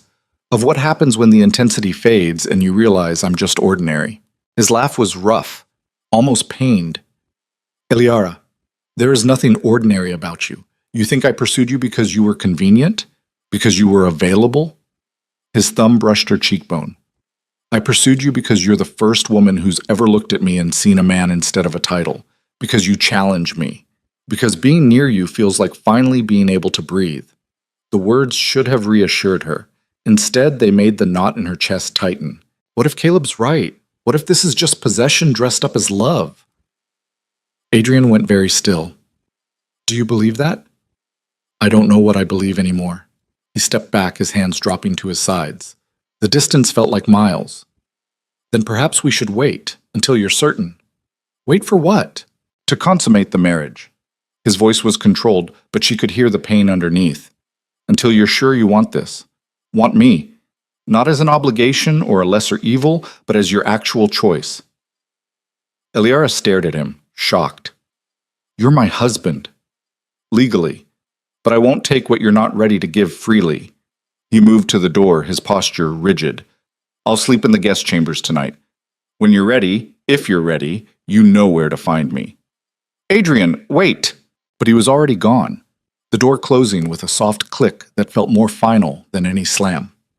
Eliara stood alone in the enormous bedroom, still wearing her wedding gown, trying to process what had just happened. Her husband had walked out on their wedding night rather than touch a wife who wasn't certain. It should have felt like rejection. Instead, it felt like the most loving thing anyone had ever done for her. She found him an hour later. The guest chambers were smaller than the master bedroom, but still ridiculously luxurious. Adrian sat on the edge of the bed, still partially dressed, his head in his hands. He looked up when she entered, surprise flickering across his features. "Eliara, I'm certain," she said. He stood slowly, his eyes searching hers. "You don't have to—" "I'm certain," she repeated, crossing to him. "Not because I have to be. Because I am. I choose you, Adrian, completely. No reservations." His hands came up to frame her face, trembling slightly. "You're sure?" "Kiss me and find out." He did. And whatever doubts had lingered between them burned away in the heat of his mouth on hers, his hands learning the shape of her through expensive silk, his voice rough as he whispered promises against her skin. The wedding night that followed was everything it should have been: passion and tenderness, claiming and surrender, 2 people finally allowing themselves to be completely vulnerable with each other. After lying tangled in sheets that smelled like him, Eliara felt something settle in her chest. This was right. This was real. Whatever games Caleb was playing, whatever doubts he'd planted, they didn't matter. She'd made her choice, and she was keeping it. The first week of marriage passed in a haze of new routines and shocking intimacy. Adrian was nothing like she'd expected. At home, away from society's eyes, he was softer, gentler. He'd spend hours just talking with her, asking about her thoughts on everything from literature to politics. He brought her tea in the mornings, kissed her forehead when he thought she was sleeping, looked at her across the breakfast table like he couldn't quite believe she was real. "You're staring," she said one morning, fighting a smile. "I'm appreciating." His eyes were warm over the rim of his coffee cup. "There's a difference." "Is there?" "One is creepy. One is husbandly devotion." His smile was devastating. "I'm choosing to believe mine falls into the latter category." She laughed, feeling lighter than she had in weeks. Maybe this would work. Maybe they could build something real despite the chaos of how they'd started. Then the letter arrived. It came by private messenger, sealed with unfamiliar wax, addressed to the Duchess of Arden in elegant script. Eliara opened it at breakfast while Adrian was reviewing correspondence from his steward. The first line made her blood run cold. "Your Grace, there are things about your husband you deserve to know." No signature, no return address, just 3 pages of detailed, devastating accusations. Adrian had orchestrated everything from the beginning. The chance encounter at the ball, he'd paid the host to ensure she'd be there. Caleb's interest, Adrian had suggested her name, knowing his brother's weakness for broken things. The courtship, the abandonment, Adrian's perfectly timed confession, all of it planned, choreographed, designed to make her feel special while ensuring she ended up exactly where Adrian wanted her. As his wife, his possession, his trophy won from his brother. The letter included dates, times, names of servants who'd been bribed, copies of correspondence between Adrian and various society figures, all working to manipulate events in his favor. Every moment she'd thought was real had been theater. Every choice she'd thought was hers had been illusion. Adrian had played her like a piece on a chessboard. "Eliara, you've gone pale. What is it?" She looked up at her husband, this man she'd given everything to, and felt her entire world crack apart. "Is it true?" Her voice was barely a whisper. His expression shifted, confusion giving way to wariness. "Is what true?" She threw the letter at him. It landed in his eggs, pages spreading across the table, ink bleeding in the yolk. Adrian picked up the first page, his face draining of color as he read. The silence that followed was absolute. "Where did you get this?" His voice was careful, controlled. "Does it matter? Is it true?" "Eliara, is it true?" She was standing now, shaking with rage and betrayal, and a grief so deep it felt like drowning. "Did you orchestrate this entire thing? Did you manipulate me into marrying you?" Adrian set down the page with deliberate care. When he looked at her, his eyes were shuttered, unreadable. "It's more complicated than... It's a yes or no question." Her voice cracked. "Did you plan this?" A pause. Then, "Yes." The word hit like a physical blow. Eliara stumbled back, her hand finding the edge of the sideboard to keep herself upright. "Caleb was right," she breathed. "He was right about everything." "No, he wasn't." Adrian stood, moving toward her. "Listen to me. Don't touch me." She held up a hand and he stopped as if she'd struck him. "Don't you dare touch me. The letter isn't wrong about the facts, but it's wrong about the why." His words came faster now, desperate. "Yes, I ensured you were at that ball. Yes, I suggested your name to Caleb, but not because I wanted to manipulate you, because I'd seen you, months before, at Lady Morrison's garden party, and I couldn't get you out of my head." "So you decided to play God with my life?" "I decided to create an opportunity." He ran a hand through his hair, the gesture agitated. "You were invisible, Eliara. No one saw you. No one would ever see you unless someone forced them to look. So I did. By using your brother as bait. By giving you a chance you'd never have otherwise." His eyes were intense, pleading. "I knew Caleb would lose interest. He always does. But I also knew that having his attention, even briefly, would put you on society's radar, would make you visible. And then you could swoop in and play the hero." Bile rose in her throat. "Save the poor abandoned girl from humiliation. How noble." "That's not..." He moved closer, and she backed away. "I fell in love with you, Eliara. Actually, genuinely fell in love. That wasn't part of any plan." How am I supposed to believe anything you say? How do I know any of this? She gestured between them, her hand shaking. Is real and not just another manipulation? Because I'm telling you the truth now. Now. After I found out. After I have proof of your lies. Tears were streaming down her face now, hot and bitter. Did you ever plan to tell me? Or were you just going to let me live in blissful ignorance, thinking I'd been chosen instead of hunted? Adrian flinched like she'd slapped him. It wasn't like that. Then what was it like? Explain it to me. Make it make sense. He was quiet for a long moment, his jaw working. When he finally spoke, his voice was raw. I saw you at that garden party 6 months ago. You were standing alone, reading a book you'd tried to hide when someone passed. And I thought, here's someone real. Someone who doesn't care about being seen because she's already given up on it. That's not romantic, that's predatory. It's honest. His hands clenched at his sides. I wanted to approach you then, but I'm a duke. Everything I do is scrutinized, politicized. If I'd pursued you directly, society would have torn you apart trying to figure out what game I was playing, so I found another way. Using your brother. Giving you visibility. Caleb was never meant to hurt you. But he did. Her voice broke. He made me care about him, and then he walked away. And it destroyed me. And you. You watched it happen. You probably planned for it to happen. No. Adrian stepped forward, and this time she didn't retreat. I underestimated how much he'd make you feel. How deeply it would cut when he left. That part. That wasn't supposed to happen. So your plan went wrong, and you just adjusted. She laughed, the sound bitter and broken. How flexible of you. I adjusted because I couldn't watch you hurt anymore. His voice was fierce now, desperate. Every day of those 3 weeks, watching him court you, watching you smile at him, watching you start to care. It was torture. And when he finally did what I knew he'd do, when he broke your heart, all I wanted was to put you back together. So you could own the pieces. The accusation hung between them, sharp and true. Adrian's expression crumbled. So I could love them. All of them. The broken parts and the strong parts and everything in between. I don't believe you. Then what do you believe? His voice was ragged. Tell me what you think happened. Tell me your version. Eliara's breath came in sharp gasps, her vision blurred with tears. I think you're a man who's so used to controlling everything that you couldn't stand the idea of leaving something as important as your wife to chance.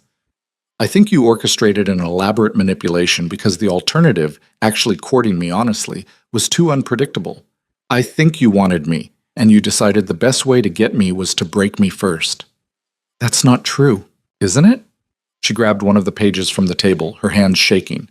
This has a copy of a letter you wrote to the Rothmore's butler, offering him £50 to ensure I was positioned near the ballroom entrance the night Caleb was supposed to arrive. £50 to make sure I was in the right place at the right time to be noticed. Adrian's silence was answer enough. Every moment I thought was fate was just you pulling strings. Her voice was hollow now, drained of everything but pain. Every choice I thought was mine was just me following your script. I'm not your wife. I'm your puppet. No. Was last week real? The question came out broken. The mornings, the conversations, the way you touched me? Was any of it real, or was that just the next phase of the plan? Adrian moved so fast she didn't have time to react. He grabbed her shoulders, his grip firm but not painful, forcing her to look at him. His eyes were wild, desperate, and for the first time since she'd known him, completely unguarded. Last week was the most real thing in my entire life. His voice was raw. Every kiss, every word, every moment, that wasn't a plan. That was me being terrified and grateful and completely overwhelmed that you'd actually chosen me. But the choice wasn't real. She was crying openly now. You made sure I'd choose you. You engineered it. I created the opportunity. You made the choice. His hands tightened fractionally. On our wedding day, when Caleb offered you an escape, you could have taken it. You didn't. That was real. That was you. How do I know you didn't plan that too? How do I know Caleb's offer wasn't just another test you orchestrated? Adrian's face went white. You think I'd... Jesus, Eliara, I'm controlling, not insane. I didn't script my brother's desperation. But you used it. She pulled free from his grip, stumbling back.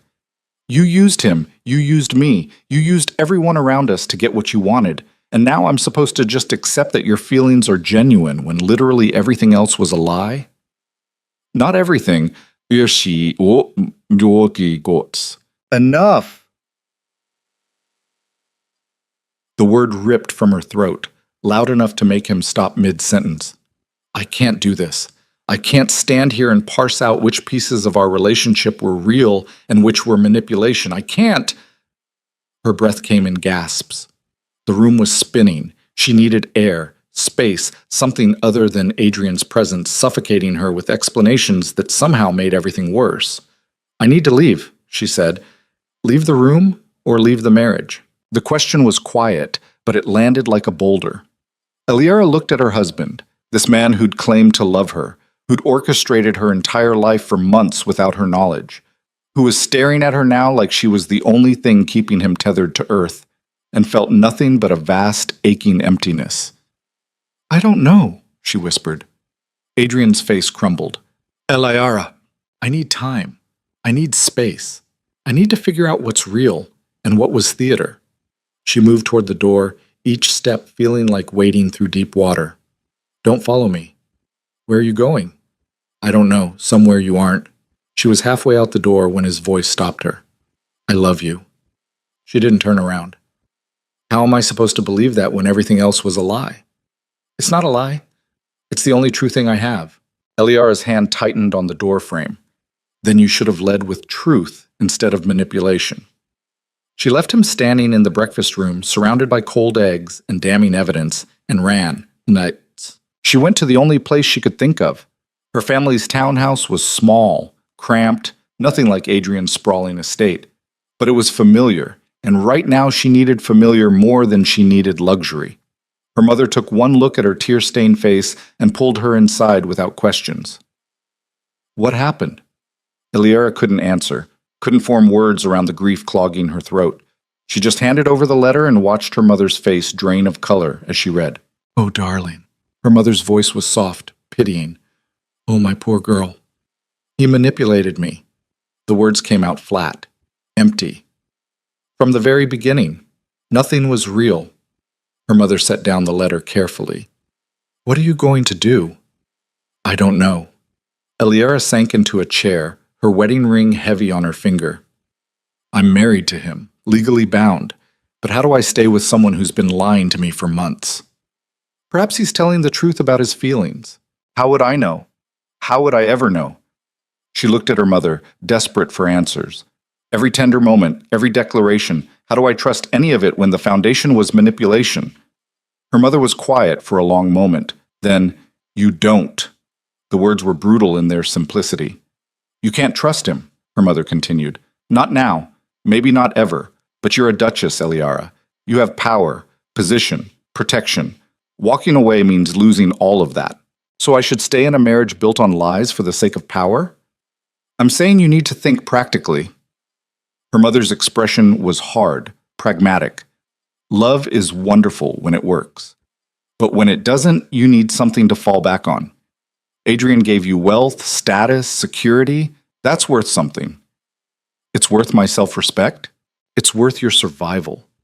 Her mother leaned forward. You think you can just leave? Go back to being invisible Lady Eliara Vance? Society doesn't work that way. You're the Duchess of Arden now. If you walk away, they'll destroy you. They'll say you were a fortune hunter who got cold feet. They'll make you a cautionary tale. The truth of it settled like lead in Eliara's stomach. Her mother was right. There was no going back. She'd married Adrian, and whether that marriage was built on truth or manipulation, she was stuck with the consequences. So what do I do? She asked quietly. You decide what you can live with. Her mother's voice was gentle now. And you make him earn back what he broke.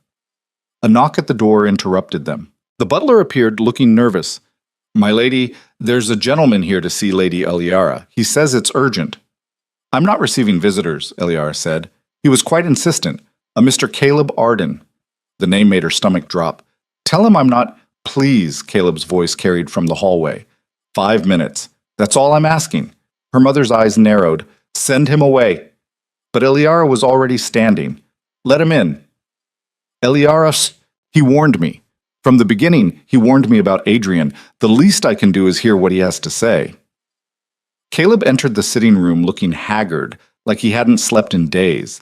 His eyes went immediately to Eliara, concern and something darker flashing across his features. "You got the letter," he said. The room went cold. "You sent it." Not a question, a statement. Caleb had the decency to look guilty. "I had to. You deserve to know the truth.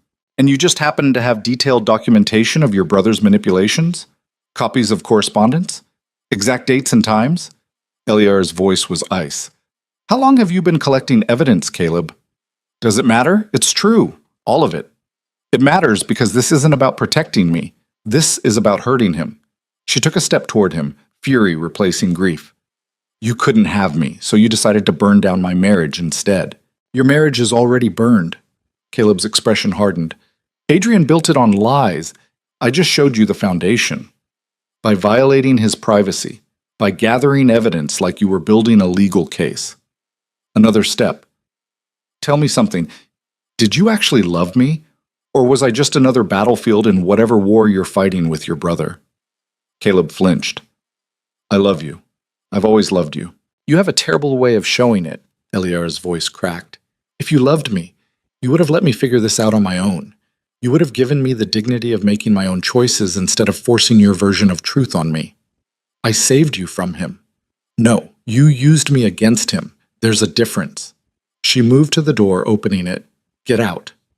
"Eliara, get out, Caleb, and don't come back. I'm done being a pawn for the Arden brothers."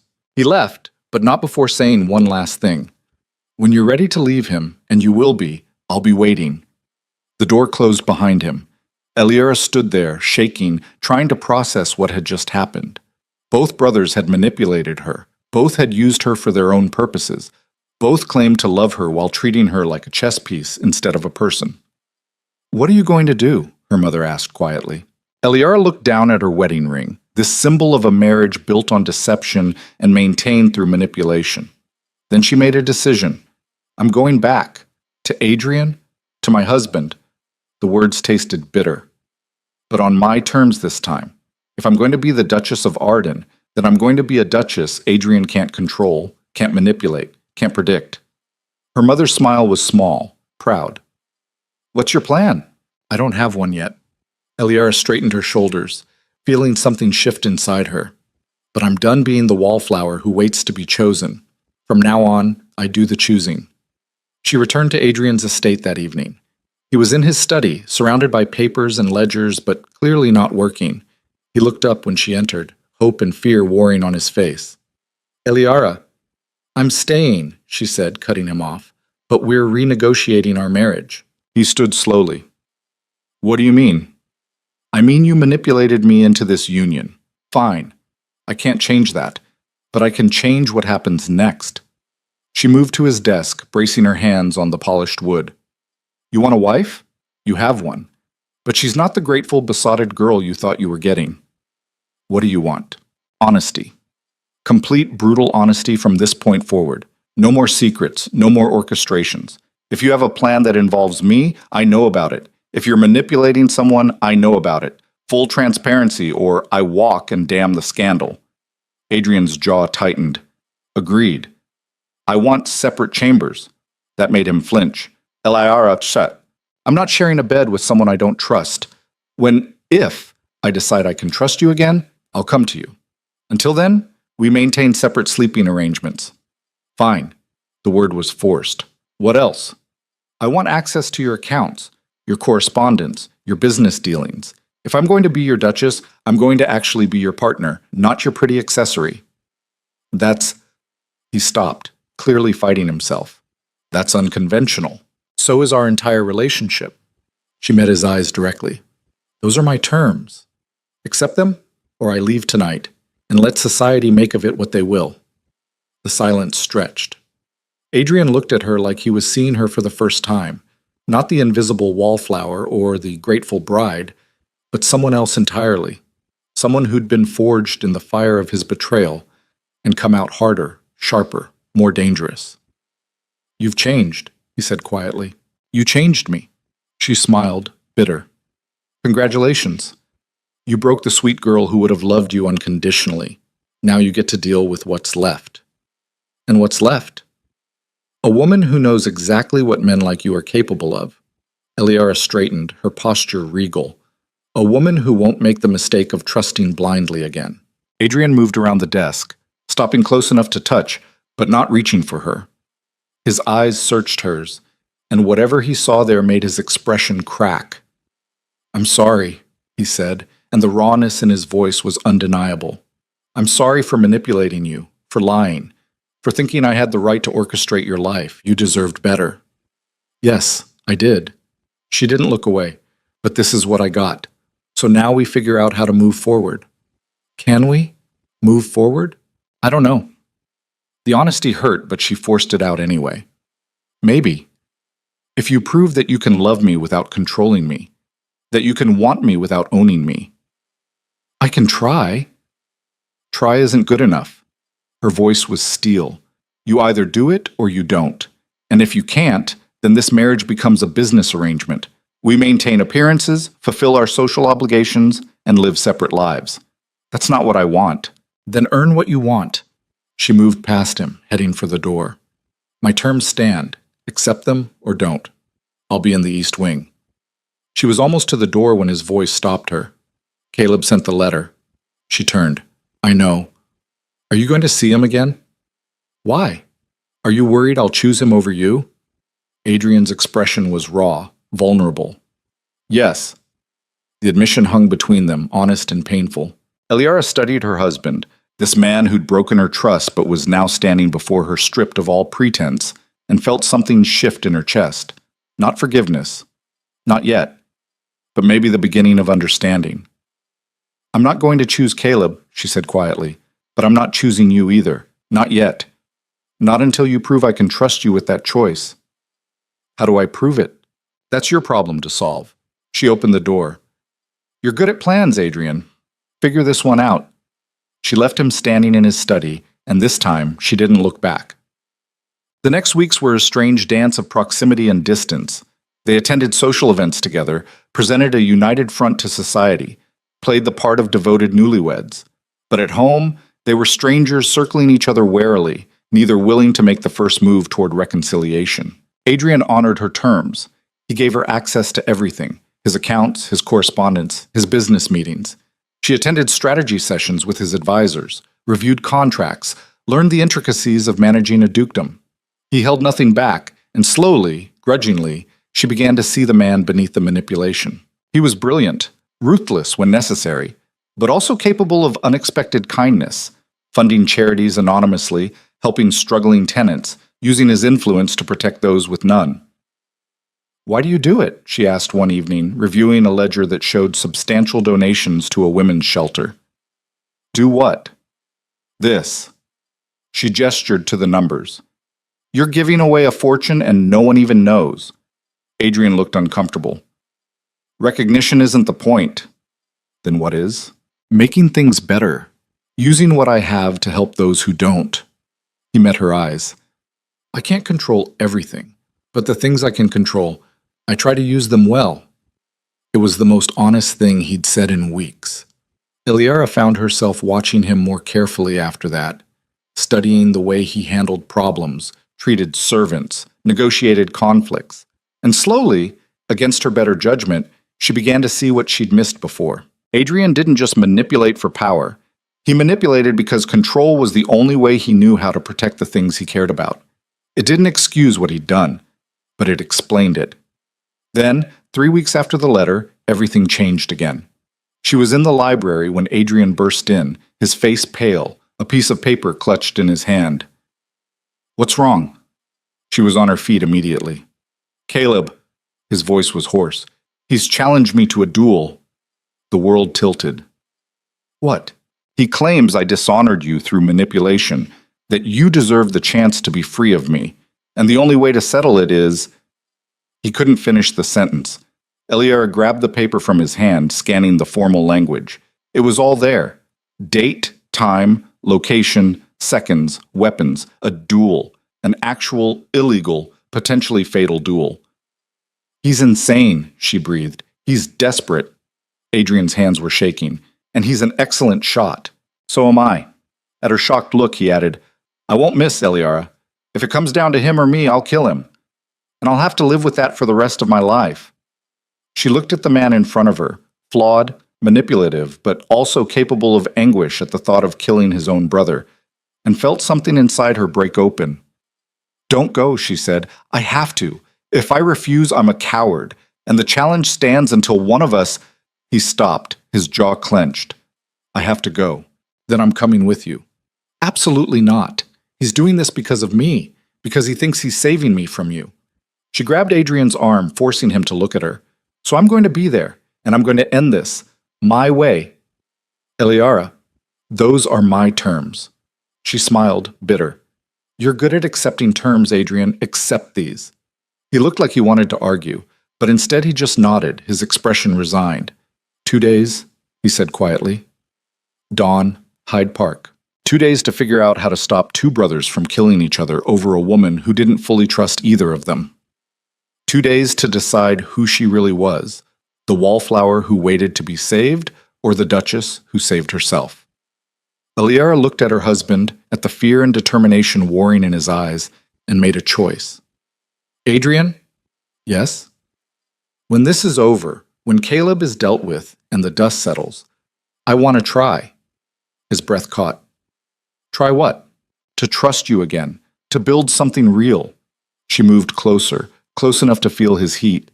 "But you have to survive first, so don't you dare let him kill you." "I won't. And don't you dare kill him either, because if you do, I'll never forgive you." The impossibility of the demand hung between them. Don't die, don't kill. Somehow find a way to end this that doesn't destroy everything. "I'll find a way," Adrian said, and she heard the oath beneath the words. She kissed him then, fierce and desperate, tasting fear and hope in equal measure. When they broke apart, both were shaking. 2 days, she whispered. 2 days, he agreed. And Eliara knew, with absolute certainty, that whatever happened in Hyde Park would change everything. Either she'd lose one of the Arden brothers to death, or she'd finally be free of both of them. The question was which outcome would break her more, and whether she had the strength to. The night before the duel, Eliara couldn't sleep. She lay in her separate chambers staring at the ceiling, listening to the house settle around her. Somewhere in the East Wing, Adrian was probably doing the same thing, preparing himself mentally for the possibility that tomorrow he'd either kill his brother or die trying. The clock struck 2, then 3. At 4, she gave up on sleep entirely and rose, wrapping a robe around herself and padding barefoot through the silent corridors. She found Adrian in the weapons room. He stood with his back to her, a dueling pistol in his hand, checking the mechanism with practiced movements. He was still fully dressed despite the hour, his shirt untucked, his hair disheveled from running his hands through it. "You should be sleeping," he said without turning around. "So should you." He set down the pistol, finally facing her. He looked exhausted, haunted, like a man staring into his own grave. "I can't. Every time I close my eyes, I see—" "Don't!" She crossed to him, stopping just out of reach. "Don't think about it yet." "How can I not? In a few hours, I'll be standing across from my brother with a loaded weapon, and one of us—" His voice cracked. "I don't want to kill him, Eliara. Despite everything, he's still my blood." "Then don't go." "We've been through this. Refuse. Let him call you a coward. Let society think what they want." She moved closer, desperate now. "Your pride isn't worth your life, or his." Adrian's laugh was bitter. "This stopped being about pride the moment he put my marriage in writing as grounds for the challenge. If I refuse, he wins by default. The challenge stands, the marriage is questioned, and you—" He reached for her, his hand trembling as it cupped her face. "You become the prize two cowards fought over, and neither deserved. I'm not a prize. Back up. No. You're my wife, and I will not let him take that from us." His thumb brushed her cheekbone. "Even if it costs me everything." The finality in his voice terrified her. This wasn't bravado. This was a man who'd made his choice and was prepared to see it through to the bloody end. "Adrian, if something happens tomorrow," he interrupted. "If Caleb's aim is true and mine isn't, I need you to know something. Don't do this. I love you." The words were fierce, absolute. "Not because I orchestrated events to possess you, Not because you were a challenge I needed to win. I love you because you're brave and honest, and you refuse to be anything other than exactly who you are. I love you because being with you makes me want to be better than the manipulative bastard I've always been. Tears burned her eyes. You can't say these things now, not when... When else would I say them? His hand slid to her neck, his touch burning. If I die tomorrow, I die knowing I told you the truth. Finally. Completely. You're not going to die. Maybe not. But if I do... He pulled her against him, his mouth finding hers in a kiss that tasted like goodbye and desperation and love wrapped in violence. If I do, know that you were worth every moment, every manipulation, every risk. You were worth all of it. Eliara kissed him back with equal desperation, her hands fisting in his shirt, pulling him closer. This man who'd broken her trust and was now preparing to die defending her honor whether she wanted him to or not. Come to bed, she whispered against his mouth. He pulled back, searching her eyes. Your chambers or mine? Ours. The word felt like reclaiming something she'd thought was lost. No more separate rooms, not tonight. They made love like it was the last time, like tomorrow might steal this from them forever. Adrian touched her with reverent desperation, his hands learning every inch of her skin like he was trying to memorize it. She touched him back with equal intensity, tasting salt on his skin, sweat or tears she couldn't tell. After, lying tangled together in sheets that smelled like both of them, Adrian whispered against her hair. If I survive tomorrow, I'm spending the rest of my life earning your trust back. If you survive tomorrow, she corrected. When you survive. When? But she heard the doubt underneath. They fell asleep like that, wrapped around each other, pretending tomorrow wasn't coming. But it came anyway. Hyde Park. At dawn was gray and cold, mist rolling across the grass like something out of a nightmare. Eliara stood beside Adrian's carriage, watching the preparations with a sick feeling in her stomach. Adrian's second, Lord Pemberton, a grim-faced man who clearly thought this entire thing was madness, was checking the pistols. Across the field, Caleb stood with his own second, his posture rigid, his face unreadable in the weak light. You shouldn't be here, Adrian said for the 10th time. And yet, here I am. Eliara kept her voice steady despite the terror clawing at her throat. Someone needs to witness this insanity. It's not too late. I can take you home. No. She grabbed his arm, forcing him to look at her. I told you, this ends today, my way. Before he could respond, Caleb started walking across the field toward them. Adrian went rigid, his hand moving instinctively toward the pistol at his side. But Caleb's hands were empty, raised in a gesture of peace that looked more like surrender. I want to talk to her, Caleb called. Alone. Absolutely not, Adrian started. Yes, Eliara said. Eliara. It's fine. She squeezed his arm once, then let go. I need to do this. She met Caleb halfway across the field, far enough from both seconds that their conversation would be private. Up close, he looked worse than Adrian, hollow-eyed, unshaven, like he'd spent the night drinking instead of sleeping. You look terrible, she said. I feel worse. His attempt at a smile fell flat. I didn't think you'd actually come. I couldn't let you kill each other without trying to stop it. There's only one way to stop it. His eyes were intense, desperate. Come with me. Right now. We'll leave London, start over somewhere Adrian can't touch us. The duel ends, the marriage ends, and you're free.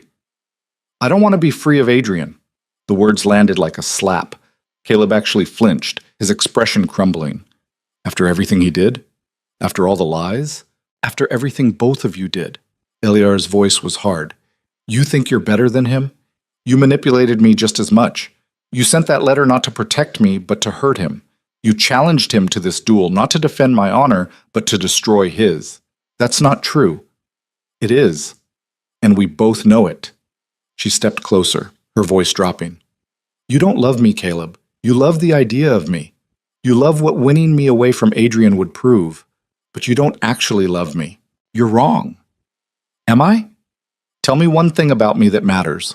One thing that isn't about how I make you feel or what I represent. Tell me something real. Caleb opened his mouth, closed it, opened it again. Nothing came out. That's what I thought. Eliara's smile was sad. Adrian knows I take my tea with too much sugar, that I read philosophy when I'm anxious. that I bite my lip when I'm trying not to cry. He learned me, Caleb. You just wanted to own me. And he doesn't? He did, but he's trying not to. That's more than you ever offered. She took a breath, steadying herself. I'm asking you, begging you, to end this. Walk away. Let Adrian and me figure out our marriage without your interference. I can't do that. Why not? Because I already loaded the pistol. His voice was hollow. Because the challenge is issued and honor demands satisfaction. Because if I walk away now, I'm not just a coward. I'm the man who lost everything to his brother and did nothing about it. So your pride is worth more than your life? Than his? My pride is all I have left. Caleb's expression hardened. You chose him. Society chose him. Even our father always chose him. I'm the spare, the disappointment. The charming waste of space will never measure up to the great Duke of Arden. This isn't about Adrian. This is about you hating yourself. The accusation hung between them, raw and true. Caleb's face went white. You don't know anything about me. I know you're standing here preparing to kill your brother because you can't stand being second place one more time. Iliara's voice cracked. I know you'd rather die than admit you're not the hero of this story. And what am I? The villain? No, you're just human, flawed and hurting, and making terrible choices because you don't know how else to cope. She reached for his hand, squeezing it once. But you can make a different choice now. You can walk away. For a moment, just a moment, she thought she saw something shift in his expression, a crack in the armor, a possibility of surrender. Then he pulled his hand free, stepping back. I can't. His voice was final. I'm sorry, Iliara, but this ends the way it has to end. He turned and walked back to his second, leaving her standing alone in the middle of the field. Iliara returned to Adrian on shaking legs, her heart pounding so hard she thought it might break through her ribs. What did he say? Adrian asked. That he won't stop. Adrian's jaw clenched. Then neither will I. Lord Pemberton approached, the wooden case of dueling pistols open in his hands. It's time, Your Grace. The next few minutes happened in a blur of ritual and formality. The seconds loaded the pistols. 1 ball each, measured powder, everything according to the code duello that supposedly made this civilized instead of murder. The rules were explained, though everyone already knew them. 20 paces, turn, fire. First blood ends it, or death, whichever came first. Adrian took his pistol with steady hands. Across the field, Caleb did the same. They stood back to back in the center of the field. Iliara wanted to scream, wanted to run between them, force them to see reason, but she stood frozen, watching the nightmare unfold with the sick certainty that this was always how it was going to end. 20 paces, Lord Pemberton called. On my count. They began to walk. 1 step, 2, 3. Iliara's vision blurred with tears. This was insane. This was barbaric. 2 brothers destroying each other over a woman who didn't fully want either of them, and she was powerless to stop it. 10 paces. 11. 12. She saw Adrian's shoulders rise and fall with each breath, saw Caleb's hand tighten on his pistol, saw the future splitting in front of her like a river around stone, one path ending in Adrian's death, another in Caleb's, both equally devastating. 18. 19. 20. Turn! They turned. Time slowed. Iliara saw everything with crystalline clarity, the mist swirling around their boots, the weak sunlight breaking through clouds, the way both men's hands raised simultaneously, pistols leveling at each other's hearts. She saw Adrian's face, calm and resigned, like he'd already accepted whatever came next. She saw Caleb's face, twisted with anguish and determination, like he was forcing himself to do something he knew was wrong. She saw their fingers begin to squeeze the triggers. Stop! Iliara's scream ripped through the morning air, raw and desperate. She was running before she knew she'd decided to move, her feet pounding across wet grass, her robe flying behind her like wings. Both men's heads turned toward her, shock breaking through their focus. Iliara, get back! Adrian shouted, but she didn't stop. Couldn't stop. She ran straight into the line of fire, positioning herself directly between the 2 brothers, her arms spread wide, her body a shield between their aimed weapons. If you want to shoot each other, she said, her voice shaking but loud, you'll have to shoot through me first. The silence that followed was absolute. Iliara. Adrian's voice was strangled. Move. Now. No. This isn't your fight. Like hell it isn't. She turned to face him, and the terror in his expression made her chest ache. I'm the reason you're both standing here with loaded pistols. I'm the prize you're fighting over, so if blood needs to be spilled, it goes through me first. Christ, Iliera, move! Caleb's voice came from behind her. She turned partially, keeping both brothers in her peripheral vision. Put down the guns. We can't, Caleb started. Put them down, the words tore from her throat. Both of you, right now, or I swear to God I will stand here until one of you pulls that trigger and kills me along with your brother. You're being hysterical, Caleb tried. I'm being the only sane person in this goddamn field. She was crying now, hot tears streaming down her face. You want to know the truth? The real truth? I don't love either of you the way you think I should. Both men froze. I don't love you, Caleb, because you never gave me the chance to know the real you. Just the charming mask you wear to hide how much you hate yourself. Her voice was ragged. And I don't fully trust Adrian because he built our entire relationship on manipulation and lies. Iliara, Adrian's voice was pained. But I chose Adrian. The words were final, irrevocable. Not because he's perfect. Not because he deserves it. I chose him because when everything fell apart, he didn't run.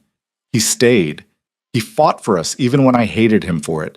And that stubborn, possessive, controlling love is real. It's flawed and messy, and sometimes it feels like drowning, but it's real. She turned fully to Caleb now, her hands clenched at her sides. You say you love me, but you were ready to kill your own brother to prove it. That's not love. That's obsession. That's ego. That's you trying to win something you never actually wanted. Caleb's pistol wavered. You don't know what you're saying. I know exactly what I'm saying. She took a step toward him, then another, until she was standing directly in front of his aimed weapon. If you really love me, if any part of what you felt was real, you'll lower that gun and walk away. You'll let me have my imperfect marriage with your imperfect brother. You'll stop trying to save me from choices I've already made. The pistol was shaking now, Caleb's entire arm trembling.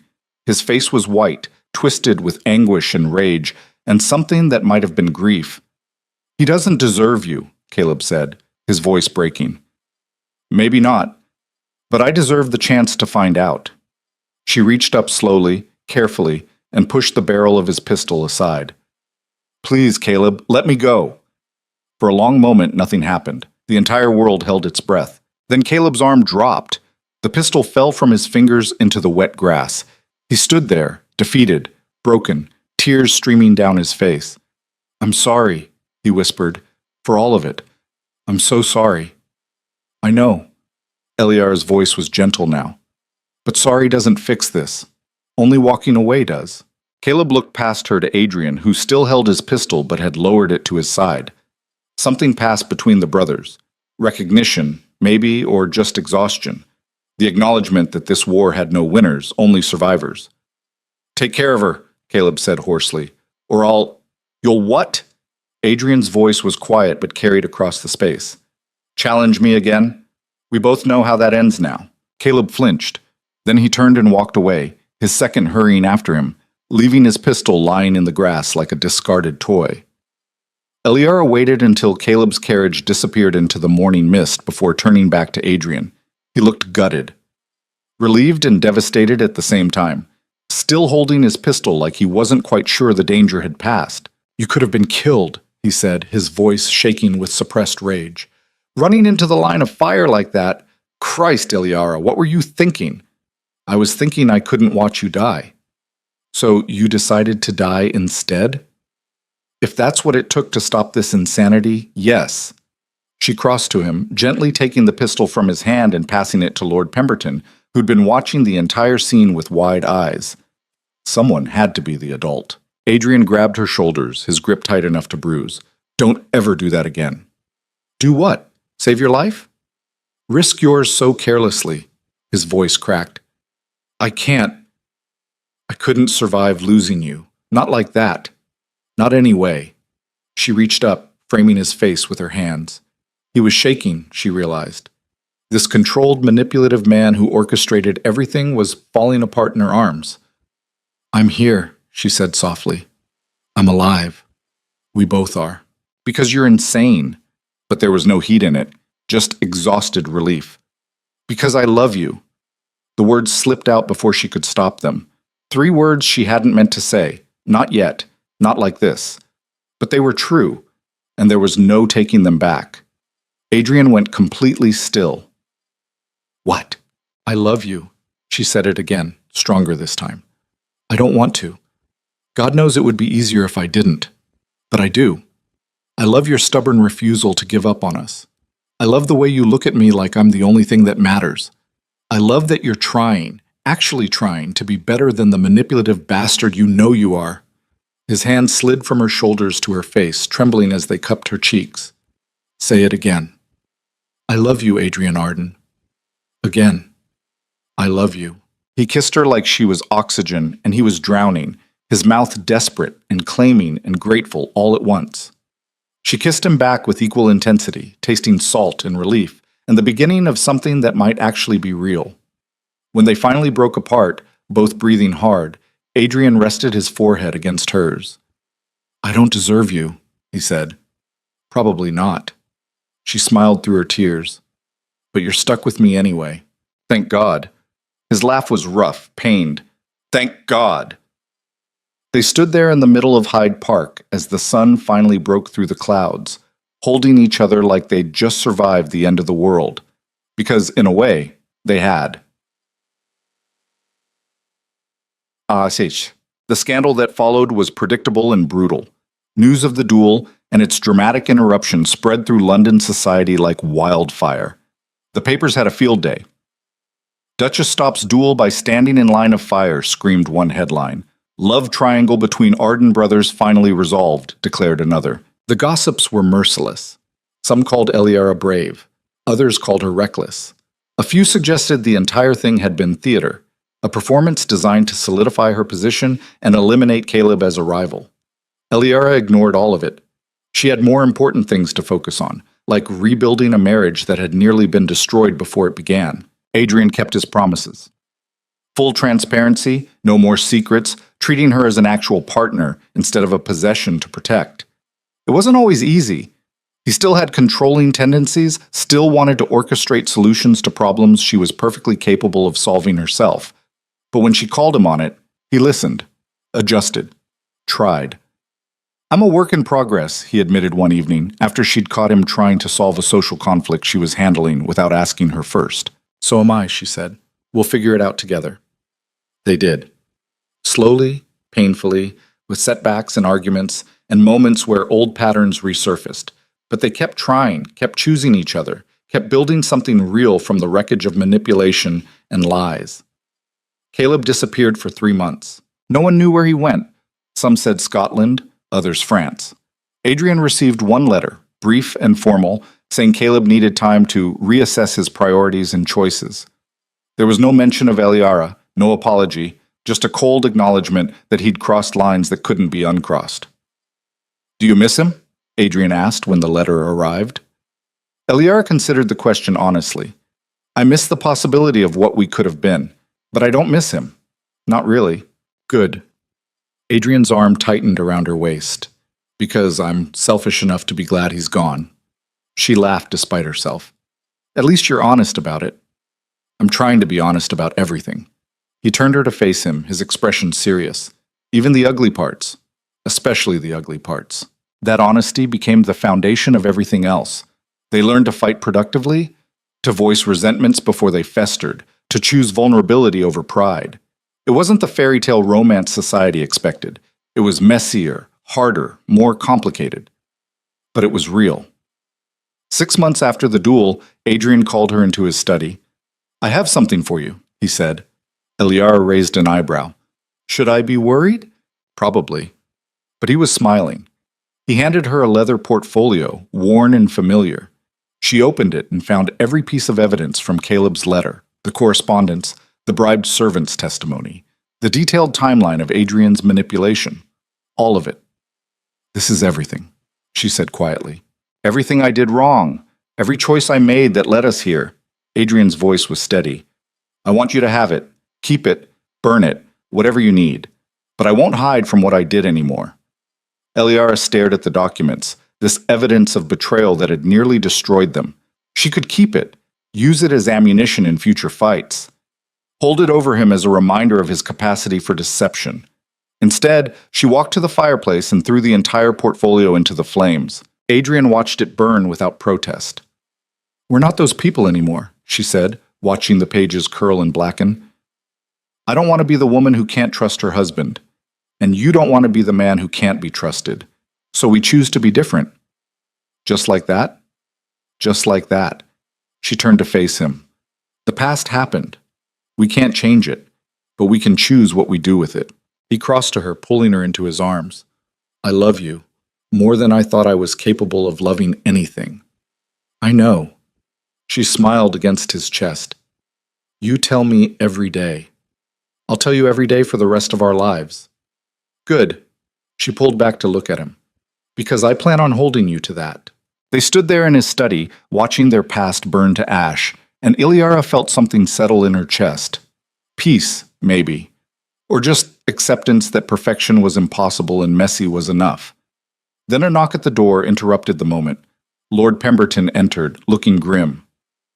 "Your Grace, there's been news." Adrian's arm tightened around Eliara. "What kind of news?" "About your brother. He's returned to London." Eliara felt Adrian go rigid beside her. "When?" Adrian's voice was controlled, but she heard the tension underneath. "This morning. He's taken rooms at the Claridge, and your Grace—" Pemberton hesitated. "He's requested a meeting with both of you." The piece Eliara had just found shattered like glass. "Did he say why?" she asked. "No, your Grace. Just that it was urgent and concerned all three of you."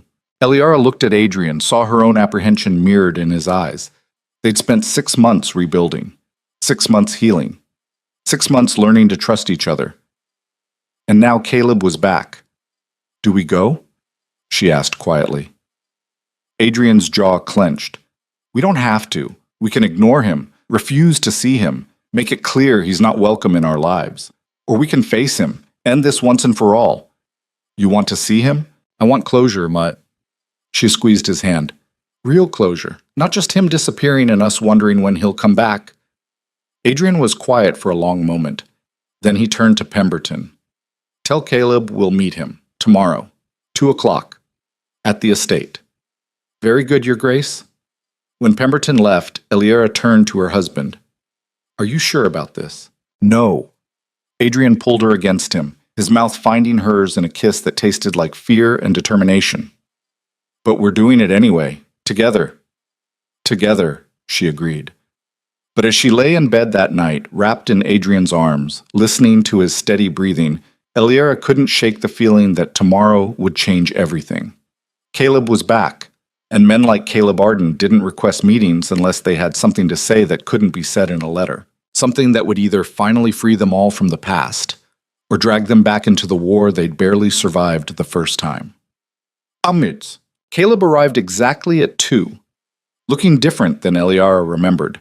He'd lost weight. His face was thinner, harder, with new lines around his eyes that spoke of sleepless nights and difficult realizations. The charming golden boy was gone, replaced by someone who looked like he'd been through his own personal hell and barely made it out. "Thank you for seeing me," he said, his voice formal as Pemberton showed him into the drawing room where Eliara and Adrian waited.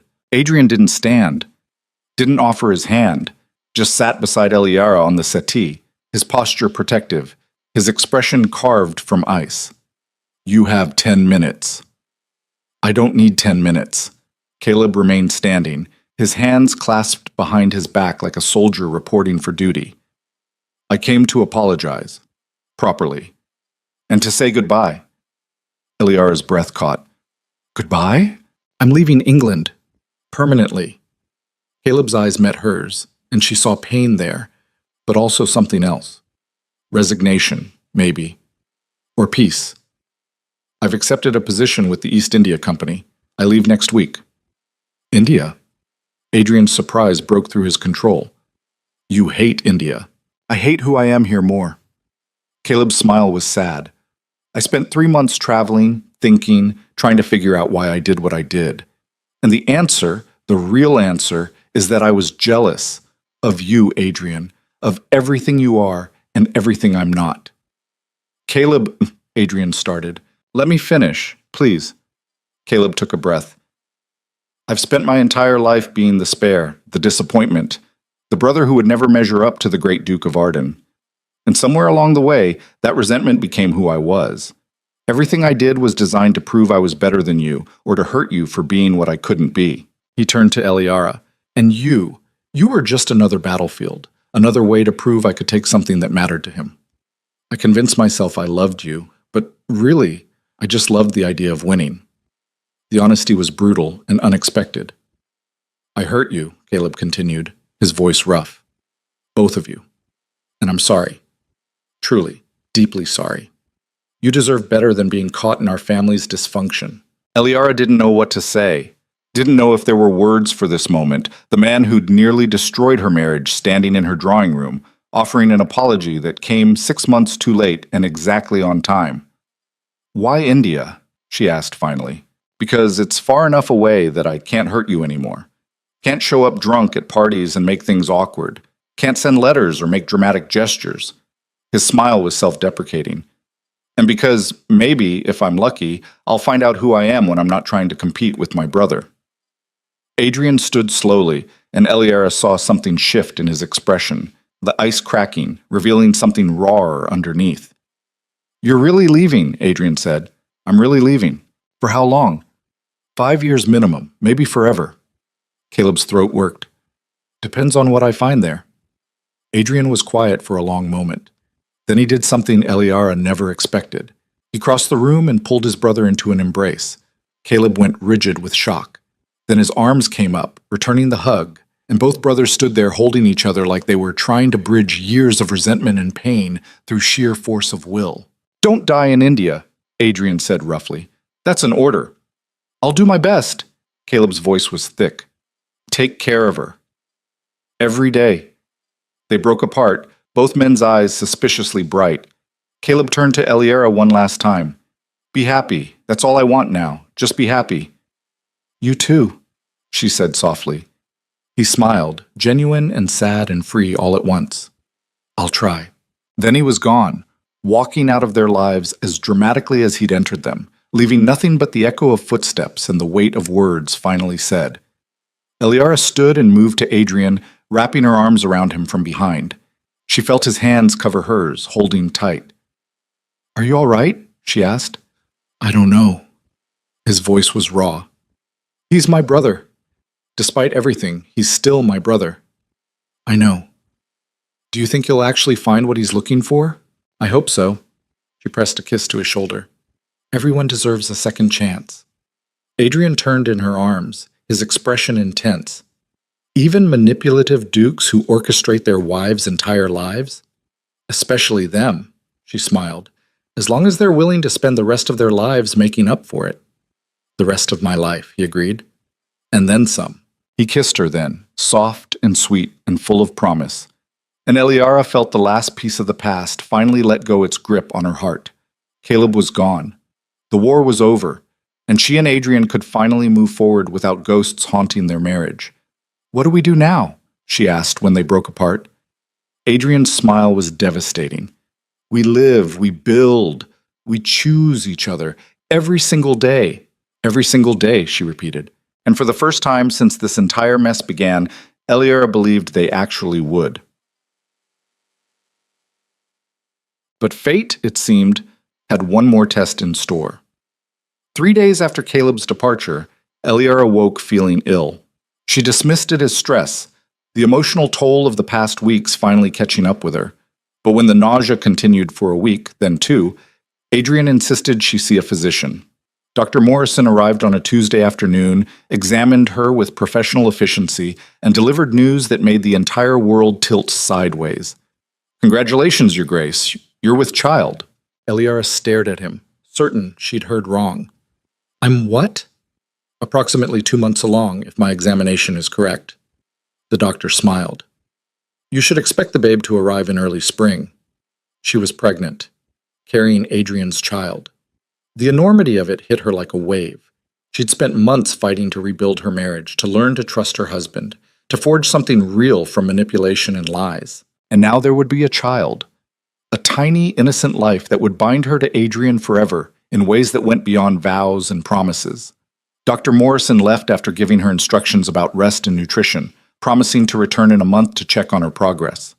Eliara sat alone in her chambers, one hand pressed to her still flat stomach, trying to process this new reality. She found Adrian in his study, reviewing correspondence. He looked up when she entered, his smile immediate and warm. "Feeling better? Morrison said he'd seen you. I'm pregnant."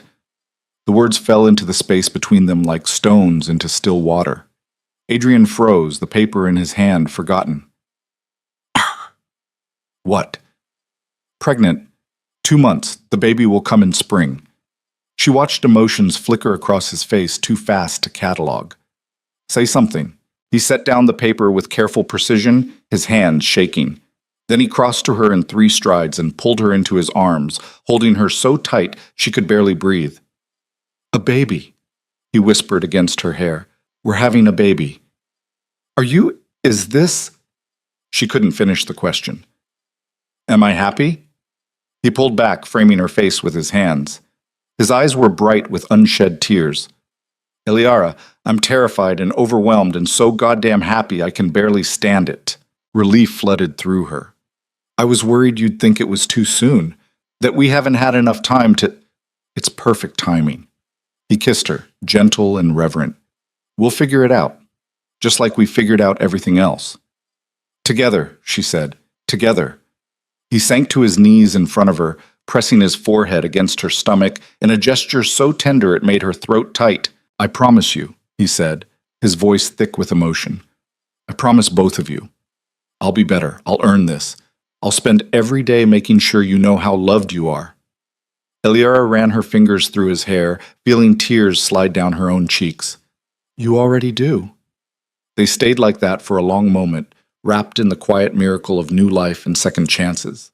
Then Adrian looked up at her, his expression shifting into something more serious. "There's something I need to ask you." "What?" "Marry me." He blinked. "Adrian, we're already married."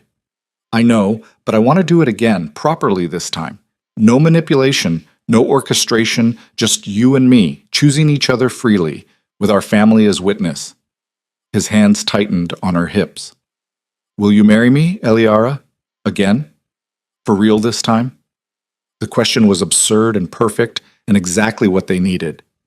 "Yes," she said, laughing through her tears. "Yes, I'll marry you again, as many times as you want." He stood, pulling her into a kiss that tasted like joy and promise, and the beginning of something that had nothing to do with the past and everything to do with the future they were building together. When they finally broke apart, Adrian rested his hand over hers on her stomach. "Boy or girl?" he asked. "Does it matter?" "Not even a little bit." His smile was devastating. "As long as they have your strength and your heart. And your stubbornness and your intensity," she added. "God help us both." They laughed, and it felt like breathing after being underwater for too long. The wallflower had become a duchess. The manipulative duke had become a husband trying desperately to deserve his wife. And now they were becoming parents. It wasn't the story either of them had planned, but it was theirs. Messy and complicated and absolutely, perfectly real. And as Adrian pulled her close, whispering promises to both her and the life growing inside her, Eliara finally understood what it meant to be chosen. Not as a prize, not as a possession, but as a partner, an equal, a person worth fighting for. And that. Spring came to London with rain and new beginnings. Eliara stood at the window of the nursery, one hand resting on her swollen belly, watching water stream down the glass. 7 months pregnant now, heavy with child and anticipation, counting the days until the baby arrived in this strange, painful, beautiful chapter of her life, finally transformed into something she could hold. Behind her, Adrian was assembling a cradle with the kind of intense focus he usually reserved for political strategy. He'd insisted on doing it himself, despite having servants who could manage it in half the time. "You're going to hurt yourself," she said without turning around. "I'm not going to hurt myself. I'm a grown man perfectly capable of following instructions." A crash. A muttered curse. Eliara smiled. "How's that working out for you? The instructions are clearly wrong." But she heard the smile in his voice. Or possibly in German, I can't tell. She turned to find him sitting on the floor, surrounded by wooden pieces and metal hardware, looking simultaneously frustrated and adorable. 7 months of marriage, real marriage, built on honesty instead of manipulation, and he could still surprise her with moments like this. Want help? She offered. I want to prove I can do this one thing without orchestrating a solution or bribing someone to do it for me. He picked up 2 pieces, trying to fit them together. It's important. Why? Because I'm going to be a father, and fathers should be able to build their children's furniture without having an existential crisis about it.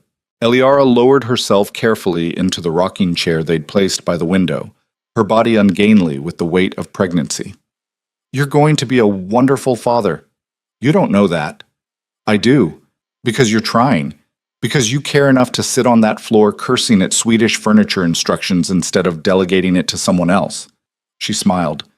That's what makes good fathers. Not perfection. Just showing up. Adrian set down the pieces and crossed to her, kneeling beside the chair. His hand found her belly, spreading across the swell where their child grew. The baby kicked, a strong flutter against his palm, and his expression softened into something that still made her breath catch. I'm terrified, he admitted quietly. Of what? That I'll fail them the way I failed you in the beginning. That I'll try to control everything and end up pushing them away. That I'll be my father, cold and distant and more concerned with legacy than love. You won't be. Eliara covered his hand with hers. You know what you did wrong. You're actively working to be better. That's more than most men manage. It doesn't feel like enough. It's always enough to try. She leaned forward, pressing her forehead to his.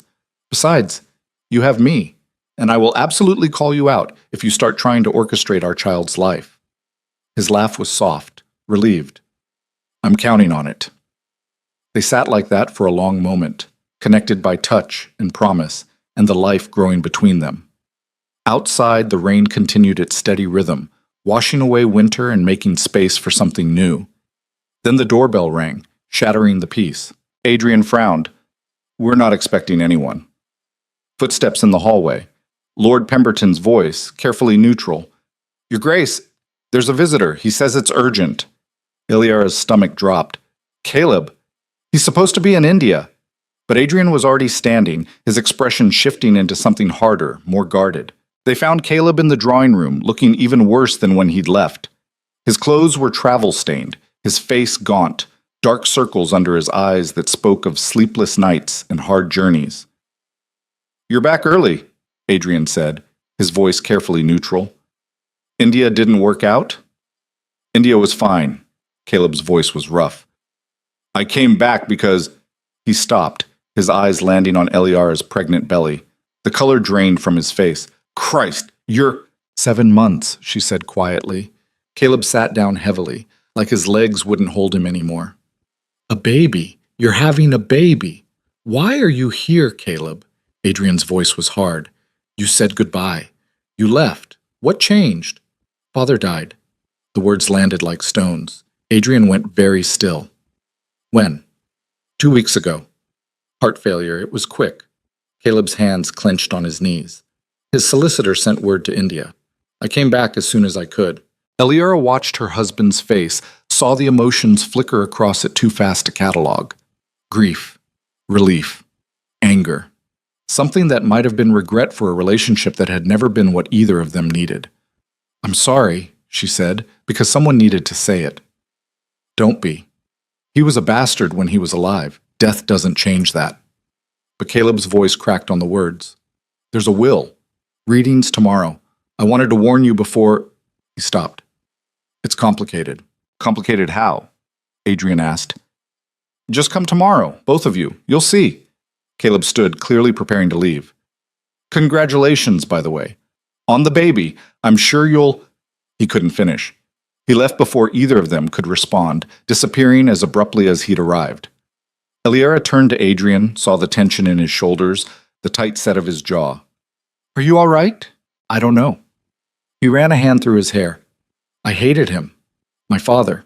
Hated what he did to our family, the way he pitted Caleb and me against each other, the cold distance he maintained even when we were children desperate for his approval. It's okay to grieve anyway. Is it? Can you grieve someone who never loved you the way they should have? You're not grieving him. Eliara moved to her husband, taking his hands. You're grieving the father you wish you'd had, the one who would have been proud of you, the one who would have taught you love instead of control. Adrian's expression crumbled. He pulled her against him, carefully, mindful of her belly, and she felt his shoulders shake with silent sobs. I don't want to be him, he whispered against her hair.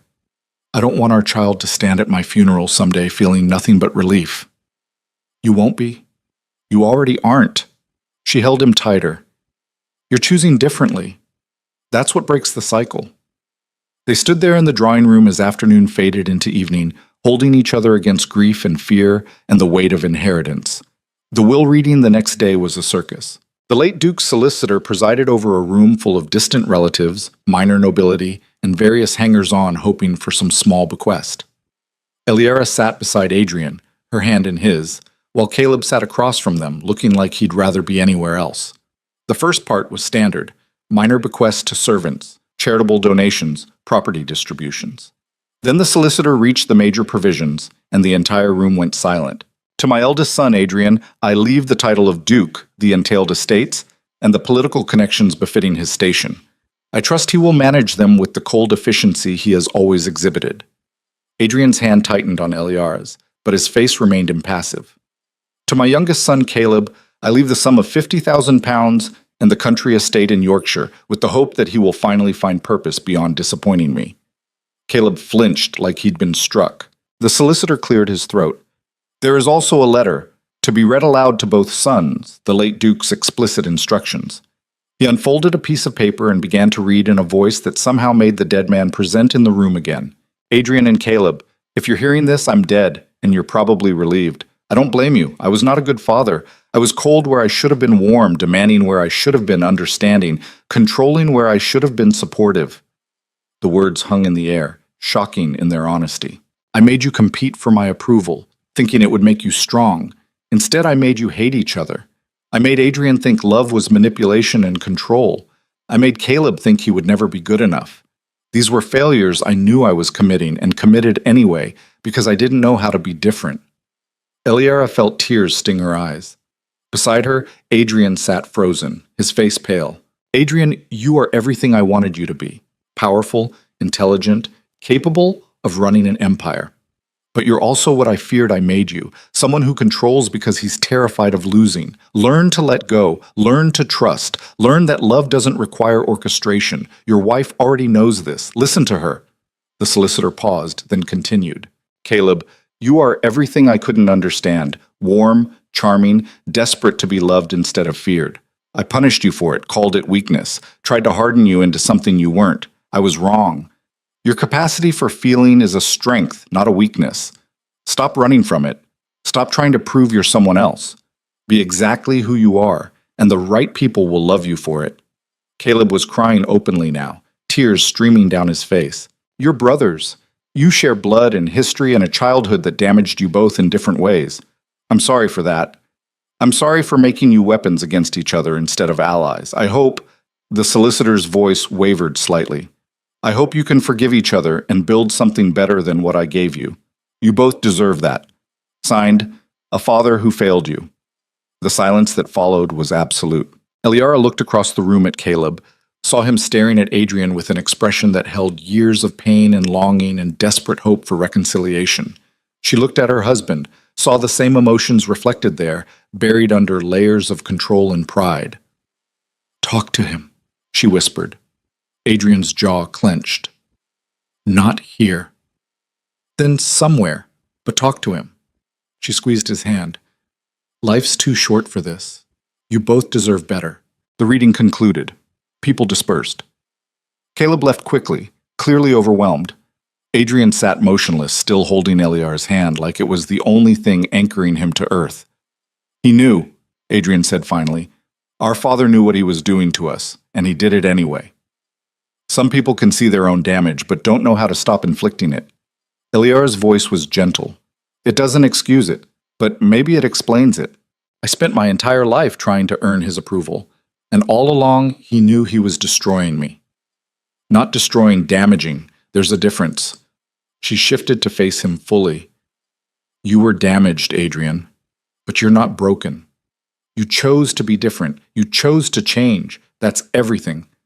He turned to her, and the vulnerability in his expression nearly broke her heart. What if I can't? What if I'm too much like him, and I hurt our child the way he hurt me? You won't. You don't know that. I do. She placed his hand on her belly again, where their baby moved beneath his palm. Because you're already terrified of it. And people who care about the damage they might cause are the ones least likely to cause it. He leaned forward, pressing his forehead to hers, his breath shaky. I don't deserve you. Stop saying that. You don't get to decide what I deserve. I do, and I choose you. She kissed him softly. Every day. Even on the hard ones. Especially on the hard ones. They sat together in the empty room, mourning a man neither had loved but both had needed, grieving childhoods that couldn't be fixed and accepting the scars that remained. Later that evening, Adrian went to find Caleb. He was at their father's London townhouse, sorting through papers with the mechanical efficiency of someone who needed something to do with his hands. We need to talk, Adrian said from the doorway. Caleb looked up, surprise flickering across his face. About what? Everything. Nothing. I don't know. Adrian moved into the room, suddenly uncertain. He was right, Father. We've spent our entire lives fighting each other instead of the real enemy. Which was? Him. His expectations. His manipulation. Adrian sat down across from his brother. I'm tired of it, Caleb. I'm tired of this war. You're about to be an uncle. I'm about to be a father. Can we stop? Caleb's expression twisted with something that might have been hope or fear. I don't know how. Neither do I. But we can try. Adrian's voice was rough. I'm sorry for all of it. For using you to get to Eliara. For making you feel like you were never good enough. For choosing pride over family. I'm sorry too. Caleb's voice cracked. For nearly destroying your marriage. For challenging you to that insane duel. For being so desperate to win that I forgot to care who I hurt.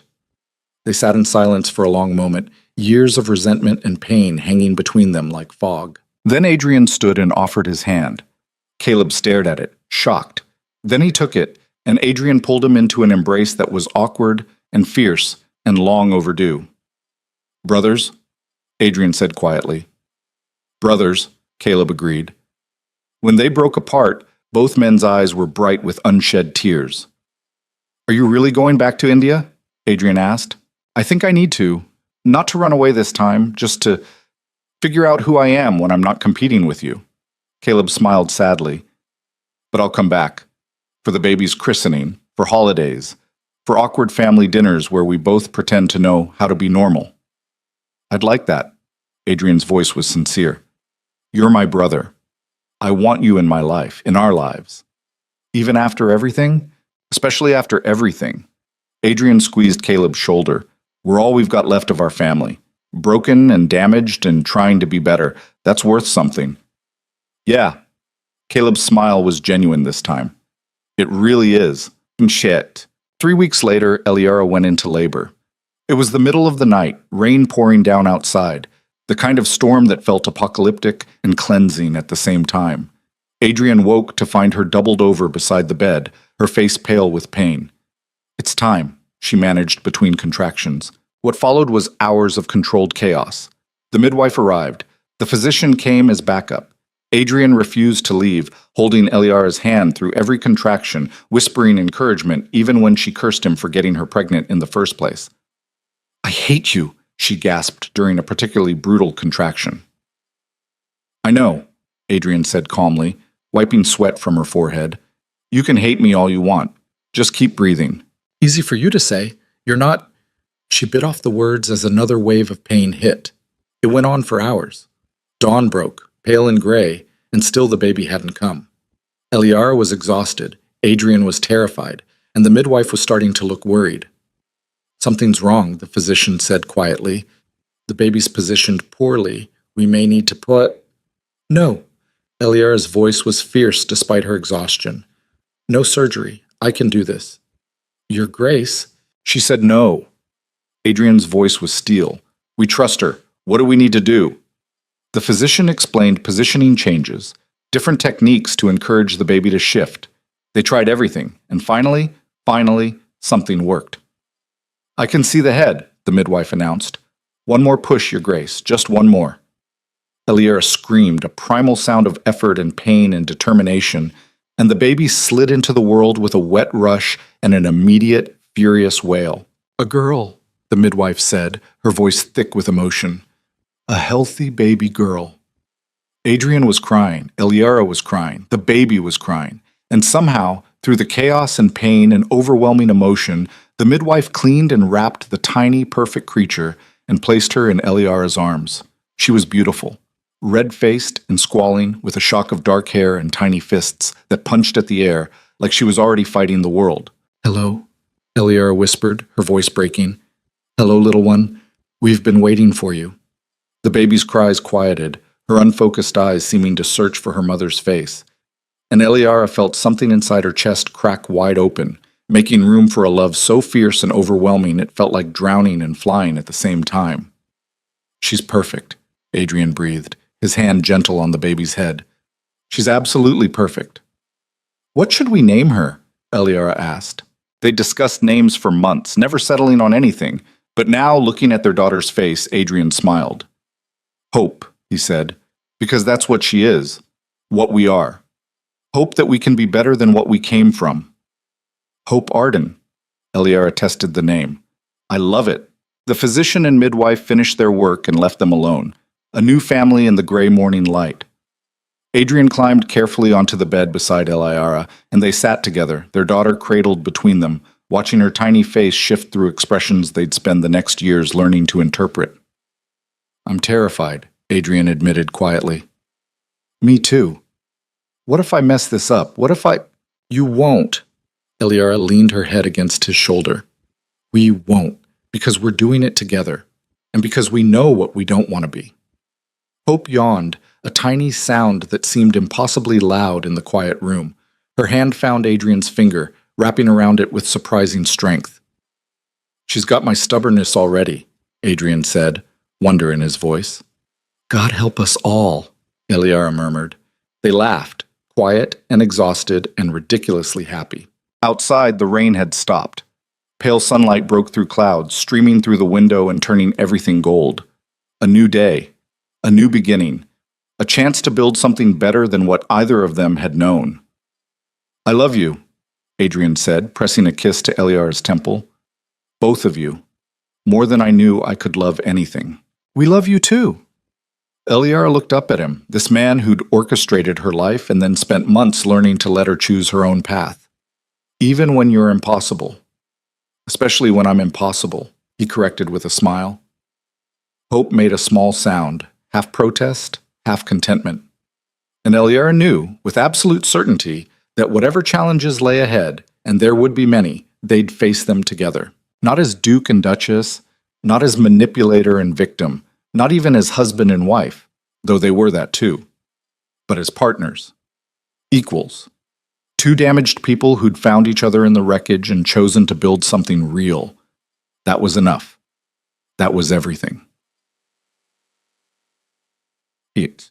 2 years later, on a warm summer afternoon, the Arden estate gardens were filled with people. Caleb had returned from India for good, tanned and laughing, with stories of his travels and a newfound peace that showed in every gesture.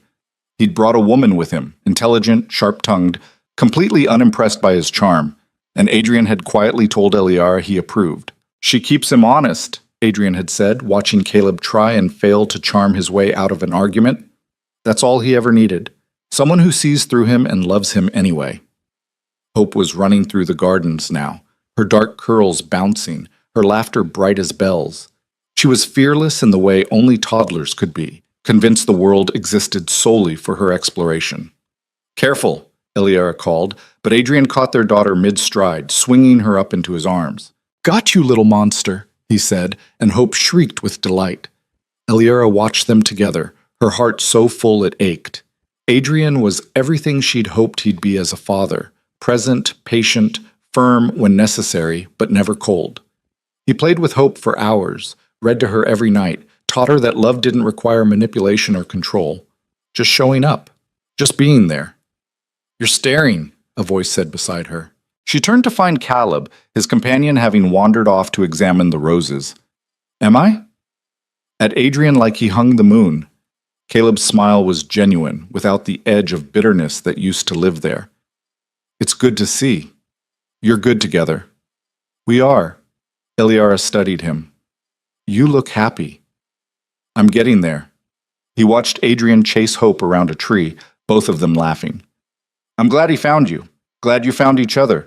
Even if the path there was insane? I was going to say complicated, but insane works too. Caleb's expression sobered. I'm sorry, by the way. I've said it before, but I need to say it again, for all of it, for nearly destroying what you two have. We're past that now, Eliara said gently. All of us. We're building something new. A family that actually works. Caleb's smile was wistful. Novel concept. Hope ran over, demanding her uncle's attention with the imperious command only a 2-year-old could muster. Caleb scooped her up, making exaggerated faces that sent her into peals of laughter. Adrian came to stand beside Eliara, his arm sliding around her waist in a gesture so natural she barely noticed it anymore. Happy? He asked quietly. She leaned into him, watching their daughter charm her uncle, watching the family they'd built from ashes and manipulation and desperate choices. Impossibly. Good. He pressed a kiss to her temple. Because I plan on keeping you this happy for the next 50 years. Only 50? Fine. Forever. Happy now? Getting there. She turned in his arms, rising on her toes to kiss him properly. Ask me again in another lifetime. He smiled against her mouth. I will. Every day. Until you're sick of hearing it. I'll never be sick of hearing it. They kissed again, soft and sweet and full of promise, while around them their family laughed and lived and proved that broken things could be mended if you were willing to do the work. Later, after the guest had left and Hope was asleep in her nursery, Eliara stood in the library where this had all begun. She found the book she'd been reading that day at the garden party, the one she'd tried to hide when Adrian first saw her. She opened it to a random page, but the words didn't matter. What mattered was the memory of being invisible, of aching to be seen, of standing in corners waiting for life to notice her. What are you thinking about? Adrian asked from the doorway. How far we've come. She set down the book. That girl at the garden party, she never could have imagined this. Which part? The Duke, the scandal, or the happy ending? All of it. None of it. She moved to him, sliding her arms around his neck. I was so desperate to be chosen, to matter to someone. And now? Now I know I always mattered. I just needed to choose myself first. She smiled. Everything else followed from that. Adrian pulled her close, his forehead resting against hers. I love you. For choosing yourself. For choosing us. For being brave enough to demand better than what I first offered. I love you for learning to give it. They stood there in the quiet library, two people who'd found each other through manipulation and stayed through choice, wrapped in the peace that came from hard-won understanding. Do you ever regret it? Adrian asked. The way we started? Eliara considered the question honestly. Did she regret the lies, the manipulation, the pain, the betrayal that had nearly destroyed them before they'd truly begun? No, she said finally, because it made us fight for this, made us value it. Easy love might not have survived what we've been through, but love built on honesty after lies, trust after betrayal, that's unbreakable. You're certain? I'm certain. She kissed him, slow and deep. We're unbreakable, Adrian Arden. You, me, Hope, whatever comes next. We're forever. Forever, he agreed, his voice rough with emotion. I'll hold you to that. Good. Because I'm not going anywhere. They made love that night with the tenderness that came from years of learning each other, knowing what wounds still ached and what touches still healed. After, lying tangled together in sheets that smelled like both of them, Adrian traced patterns on her bare shoulder. Thank you, he said quietly. For what?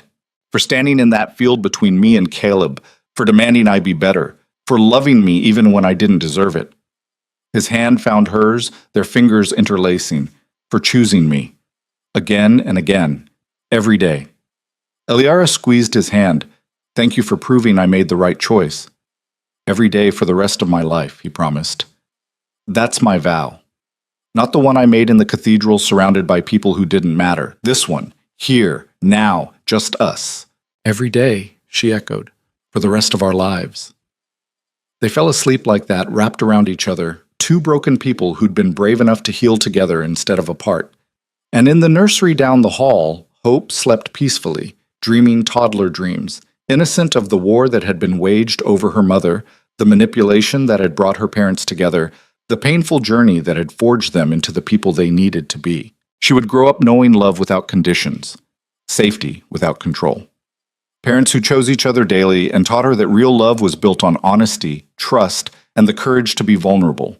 She would never stand in corners wondering if anyone saw her, because she'd been born to a mother who'd learned visibility was claimed, not given, and a father who'd learned that love was freedom, not possession. And that legacy of hard-won wisdom and transformed pain was worth every moment of the chaos that had come before. 5 years after that, Adrian received a letter. It came on an ordinary Tuesday, mixed in with business correspondence and social invitations. But the handwriting made him pause. His father's solicitor. Inside was a single piece of paper and a smaller sealed envelope. This was found among the late Duke's effects during final estate settlement. He left instructions it should be delivered to you 7 years after his death, should you still be married to the same woman. Those conditions have been met. Adrian stared at the sealed envelope, his father's handwriting across the front. To my son, if he learned to love. He found Eliara in the garden, supervising Hope's tea party with her dolls. Their daughter was 7 now, all fierce intelligence and wild imagination, already showing signs of her mother's strength and her father's stubborn determination. Something's come, he said, showing her the envelope. They opened it together, sitting on a bench while Hope played nearby. The letter was short. Adrian, if you're reading this, you've been married 7 years. The solicitor tells me this is the average point when manipulated marriages collapse or transform into something real.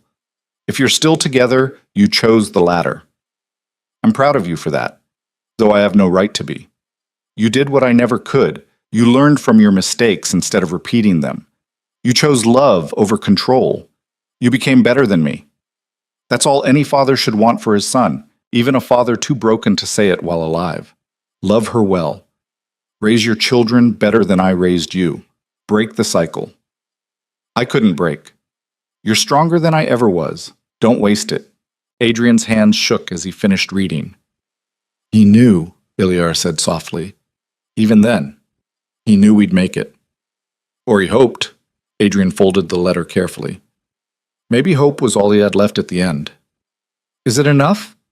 To hope for better even when you can't be better yourself? Adrian thought about that, about his father's cold distance and manipulative control, about the damage that had been passed down through generations, about the choice to break cycles instead of perpetuating them. Yeah, he said finally. I think it is.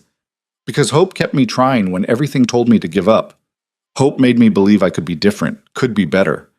He looked at Eliara, at the life they'd built, at their daughter playing in the gardens they'd filled with laughter instead of cold silence.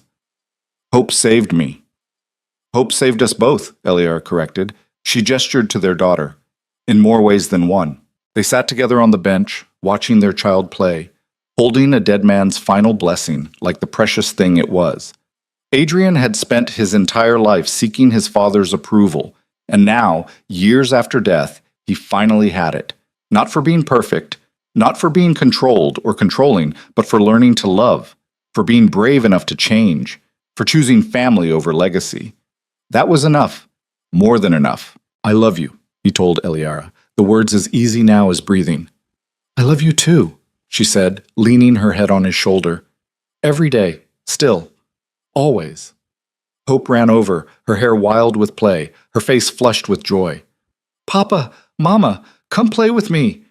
They went, leaving the letter on the bench, leaving the past where it belonged, because the future was calling in the voice of their daughter, and the present was filled with the kind of love that couldn't be orchestrated or manipulated or controlled, just chosen, every single day.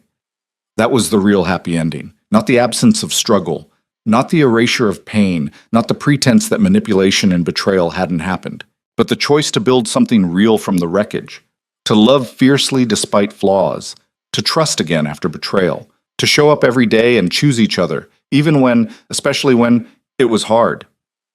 The wallflower, who'd spent 3 seasons invisible, had become a duchess, a mother, a woman who knew her own worth and demanded the world recognize it. The manipulative duke, who'd orchestrated love because he didn't know how to ask for it, had become a husband, a father, a man who'd learned that real love was given freely or not at all. And the golden boy who'd run from everything real had become a man who'd finally stopped running, found his own peace, and learned that being second wasn't failure, it was just being human. They'd all survived the war between the Arden brothers. They'd all chosen to build something better. And in the end, that was the only victory that mattered. The sun set over the gardens of the Arden estate, turning everything gold. Inside, a family laughed together over dinner, told stories about their day, made plans for tomorrow. A family built on honesty after lies, trust after betrayal, love after manipulation. A family that had learned the hardest lesson of all, that the best things in life can't be orchestrated or controlled, only chosen and cherished and fought for every single day. And they were worth fighting for every single day, forever.